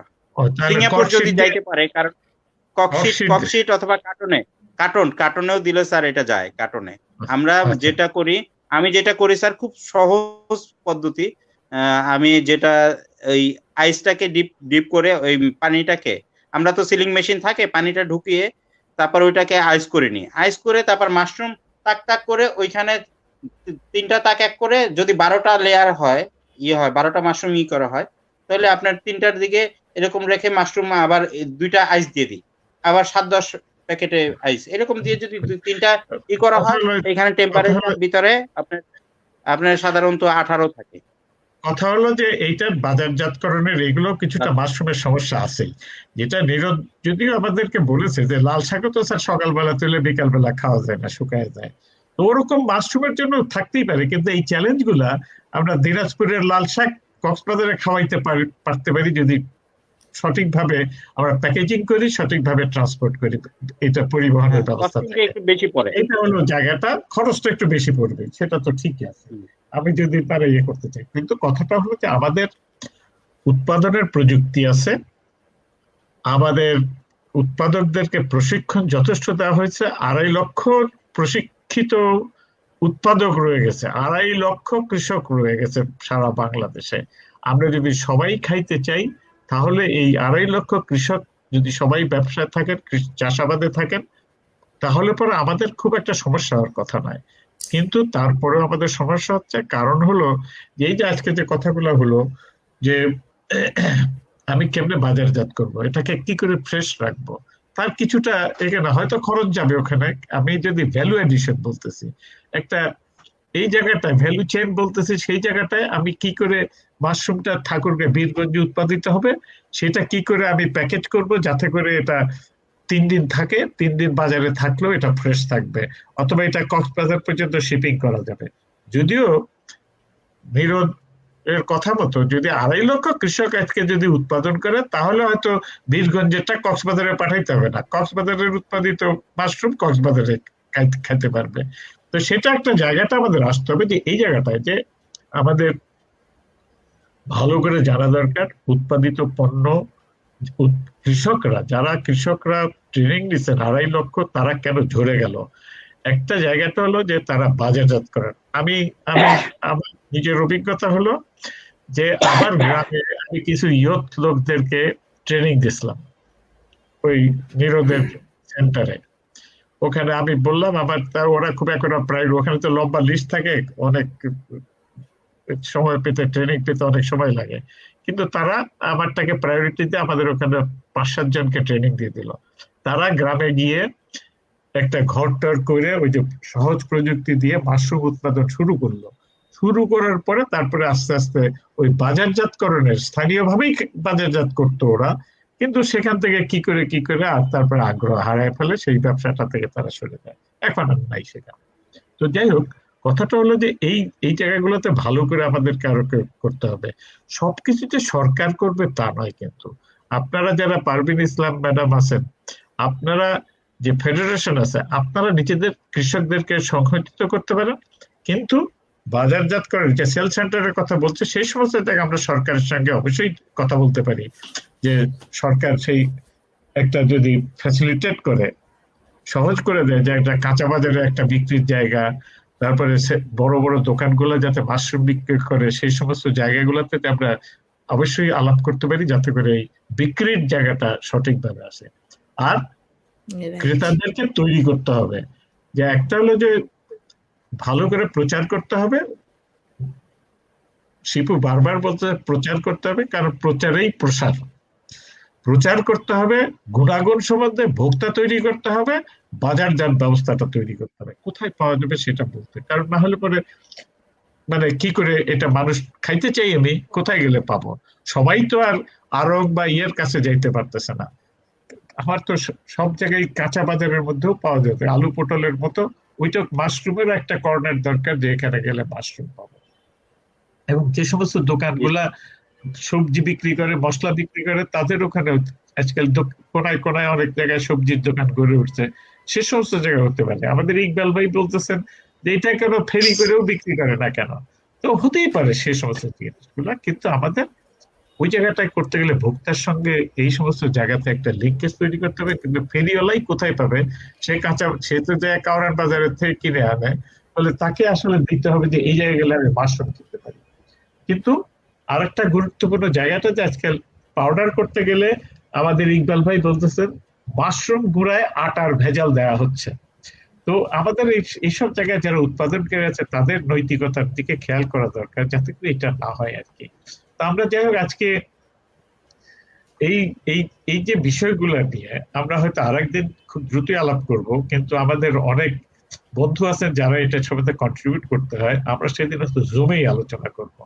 আমাদের জুমে যাই না, কারণ হলো কি এখানে আসলে পরে এই যে সবাই কমেন্ট গুলো লিখতেছেন এটা আমাদের চিরদিনের জন্য রেকর্ডেড থাকতেছে, ওখানে থাকে কিনা আমার জানা নাই। আমি যদি থাকে আমরা জুমেও যেতে পারি, সবাইকে আমরা সামনে নিয়ে এসে আমরা আলোচনা করতেই পারি। কিন্তু সেখানে একটা বড় চ্যালেঞ্জ থেকে যায়, যদি 30 জন লোক আসে তাদেরকে সবাইকে সমন্বিত করাটা একটু সমস্যা হয়ে যাচ্ছে। যাই হোক, আমরা লিঙ্কেজের কথা সবাই বলেছেন, কার কার সঙ্গে করতে হবে আমরা সেটাও আসলে ইনশাআল্লাহ বিসেপ ফাউন্ডেশন অঙ্গীকার করতেছে যে পলিসি মেকারদের সঙ্গে, এবং যে যারা আমাদের এই ধরনের পার্টনারশিপ যারা আমাদেরকে ফ্যাসিলিটেট করতে পারে তাদের সঙ্গে আমরা আপনাদেরকে লিঙ্কেজ করে দেওয়ার চেষ্টা করব। পারভিন ইসলাম ম্যাডাম, আপনি কাইন্ডলি করে আপনাদের বিসেপ ফাউন্ডেশনের যারা আপনাদের আজকে যোগাযোগ করেছে ওদের সঙ্গে যোগাযোগ করেন, আমরা কি করে এটা নিয়ে আসলে কাজ করতে পারি, আপনাদেরকে সাহায্য করতে পারি এটার জন্য।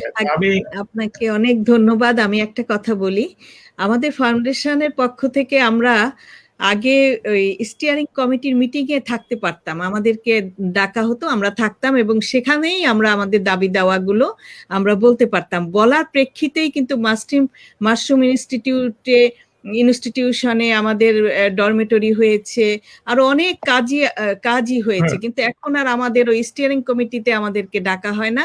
সুতরাং আমরা আমাদের কথা আপনাদের মানে একদম মন্ত্রী পর্যায়ে আমরা আর পৌঁছতে পারি না, আগে যেটা পারতাম।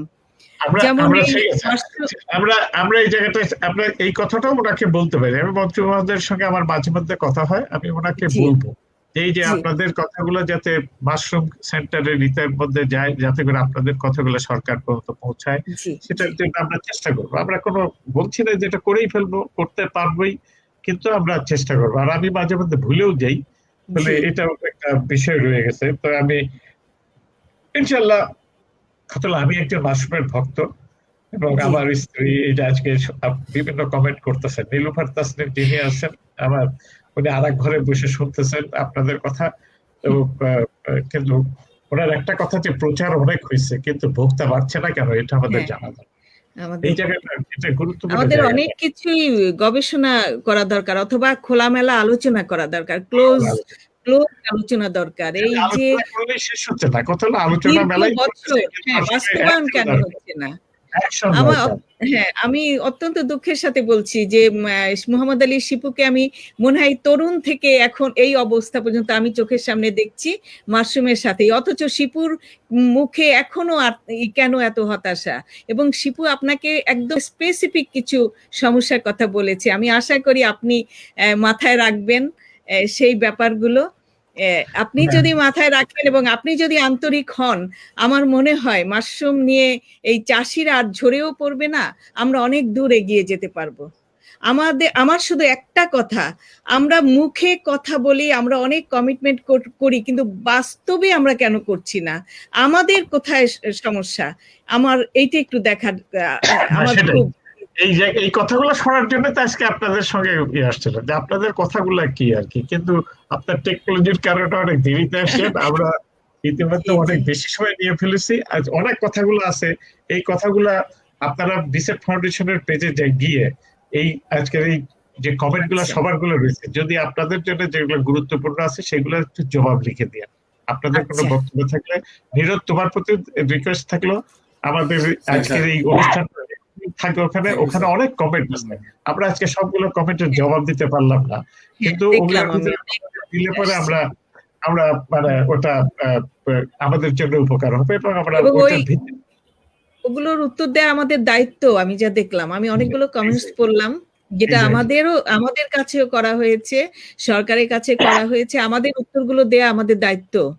তো এই ব্যাপারে শিপু আলী তুমিও কিন্তু কমেন্টস গুলা দেখবা, দাদা তো দেখবেন, যোদ্ধা তো অবশ্যই দেখবেন, প্রাণ। শিপুকে আমিও চিনি, ও মাশরুম উৎপাদন করে সেই ছোটবেলা, ওর ছোটবেলা থেকে আমিও চিনি, আমার সঙ্গে যোগাযোগ, সেই সময় থেকে আমাকে মাশরুম খাওয়াচ্ছে আর কি, আমাকে শিপুকে অনেক ধন্যবাদ। আমি সবার কাছে স্যার অনেক হ্যাঁ বড় একটা বাংলাদেশে করেছে স্যার, নিজে ফান্ডিং করে শাইখ সিরাজকে ভিয়েতনামে পাঠিয়েছে মাশরুমের প্রযুক্তির জন্য। আমি জানি স্যার, এবং বাইরে থেকে আপনার ওইটার টিস্যু কালচার এনে একটা জাতও এনে সাভার মাশরুম সেন্টারকে দিয়েছিল। কিন্তু আমার মনে হয় যে স্যার গবেষণার দিকটা আমাদের যে ইনস্টিটিউট আছে ওইখানে আরেকটু জোরালো হওয়া উচিত, কারণ মানসম্মত আসলে ওইখানে লোক দরকার যারা ল্যাবে যাই হোক, করে আমরা এই ধরনের। আমরা আমরা ইয়ে করব। আমাদের আমাদের মানে আরো অনেক কমেন্ট আছে, আপনারা একটু জবাব দেবেন। মাশরুম কে ইকবাল ভাই বলছে মাশরুম ও ব্যাঙের ছাতা পৃথক যেটা, আসলে মাশরুম আর ব্যাঙের ছাতা পৃথক নয়, মানে জাতগুলো আলাদা, এটা পরিষ্কার হওয়া দরকার।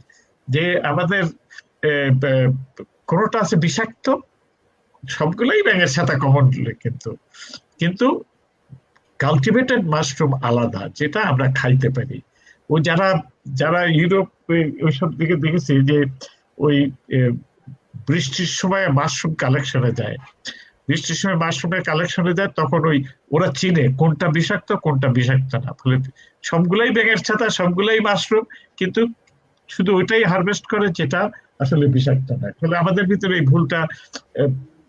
ভুলটা থাকার দরকার নাই, কিন্তু খেয়াল রাখতে হবে যে খড়ের গায়ে এখানে যে সমস্ত মাশরুম হচ্ছে ন্যাচারালি, ওগুলো হয়তো বিষাক্ত, আমরা জানি না। নীরব জানে কিনা যে ওর ভিতরে আসলে খাবার মতো জান আছে কিনা। আসলে এই ক্ষেত্রে স্যার একটা ব্যাপার হলো কি, আমরা যেটা প্লেনল্যান্ডের মানুষ যারা আমরা সমতলে বসবাস করি, তাদের জন্য এই চাষ করা মাশরুম ছাড়া সবই আমরা বলে দেবো এটা বিষাক্ত, কারণ আমরা চিনি না। আর যারা স্যার, হ্যাঁ স্যার, আর যারা পাহাড়ে বাস করেন ওনারা কিন্তু মানে জন্মসূত্রে জানেন আসলে কোনটা খাওয়া যাবে কোনটা যাবে না। তাদের জন্য স্যার তারা চিনা খাক, আমাদের জন্য কোনো আপত্তি নেই স্যার। এটা কিন্তু আমরা প্লেনল্যান্ডে আজকে প্রচুর কমেন্ট আসছে, প্রচুর বক্তব্য আসছে, আমরা আসলে অভিভূত যে ব্যাঙের সাথে নিয়ে আলাপ হচ্ছে, তারপরে অথচ প্রচুর কমেন্ট আসছে, জানার জন্য মানুষের এই বিয়ে নাই, অনেক আগ্রহ। আমরা একটু সবার প্রতি আমাদের ধন্যবাদ থাকলো। এবং কিন্তু আমি আমার আজকের যারা আলোচক আছেন তাদেরকে অনুরোধ করব যে তিনজনকেই যে আমাদের ওখানে গিয়ে আপনারা কাইন্ডলি আপনাদের মন্তব্যগুলোর আপনাদের মতো করে উত্তর দেবেন। আর এরপরে যদি কিছু বলার থাকে আপনারা ওইখানে গিয়েও আপনারা দিতে পারেন। আমি পড়ি ওগুলা মাঝে মধ্যে, সবসময় পড়া হয় না, কিন্তু মাঝে মধ্যেই পড়ি। আজকেরটা তো বিশেষ করে পড়বোই আর কি, যেহেতু আমি এর সঙ্গে সরাসরি জড়িতই আছি। তো আপনাদের সবাইকে ধন্যবাদ। আজকে দেখেন 1 ঘন্টা 32 মিনিট হয়েছে। আমাদের শ্রোতারা সবাই আমাদের সঙ্গেই রয়েছেন, উত্তর আমেরিকা থেকেও রয়েছেন, কয়েকজন নিউ ইয়র্ক থেকে ভদ্রলোকের কথা শুনতে পেলাম না, ওখানে তুষার ঝড় হচ্ছে, এখন বড় ঝড় হচ্ছে, এই কারণেই হয়তো ওনার কাজ করে নাই। অস্ট্রেলিয়া থেকে আছে, জাপান থেকে আছে, সবাইকে ধন্যবাদ। আপনাদের এই কথাগুলো আমি স্যার ধন্যবাদ দেওয়ার আগে স্যার আপনাকে একটা মেসেজ বলে রাখি স্যার, যে কাইন্ডলি আপনি যদি একটু বলে দেন যে আমাদের যে প্রতিদিনের ট্রেনিং অনলাইনে আমরা একটা ট্রেনিং দিয়ে রাখি, যে প্রতি কর্মদিবসে সকাল 10টায়, যার মানে জুম প্ল্যাটফর্মে হয়, যার আইডি নাম্বার হলো 9867451077 এবং যার পাসপোর্ট হলো 9867451077। এ হলো জুম প্ল্যাটফর্মের আইডি নাম্বার। আর এর পাসকোডটা হলো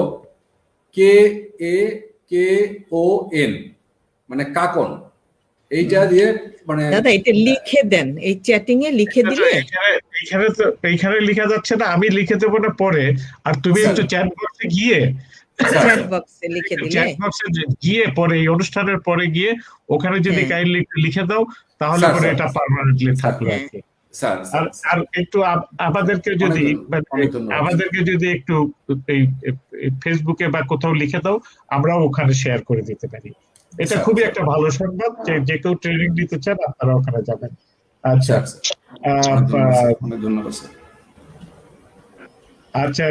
নাজমা বেগম বলছে সর্বশেষ ঢাকা থেকেই পাই না, আবার কক্সবাজার পাঠাও। এটা আমরা নাজমা বেগমকে জানাবো না কি করে ঢাকাতে পাওয়া যাবে, আমরা যোগাযোগ করা যাবে। থ্যাংক ইউ, অনেক ধন্যবাদ সবাইকে। বিদায়। আমরা যেতে পারি, অফলাইন যেতে পারি।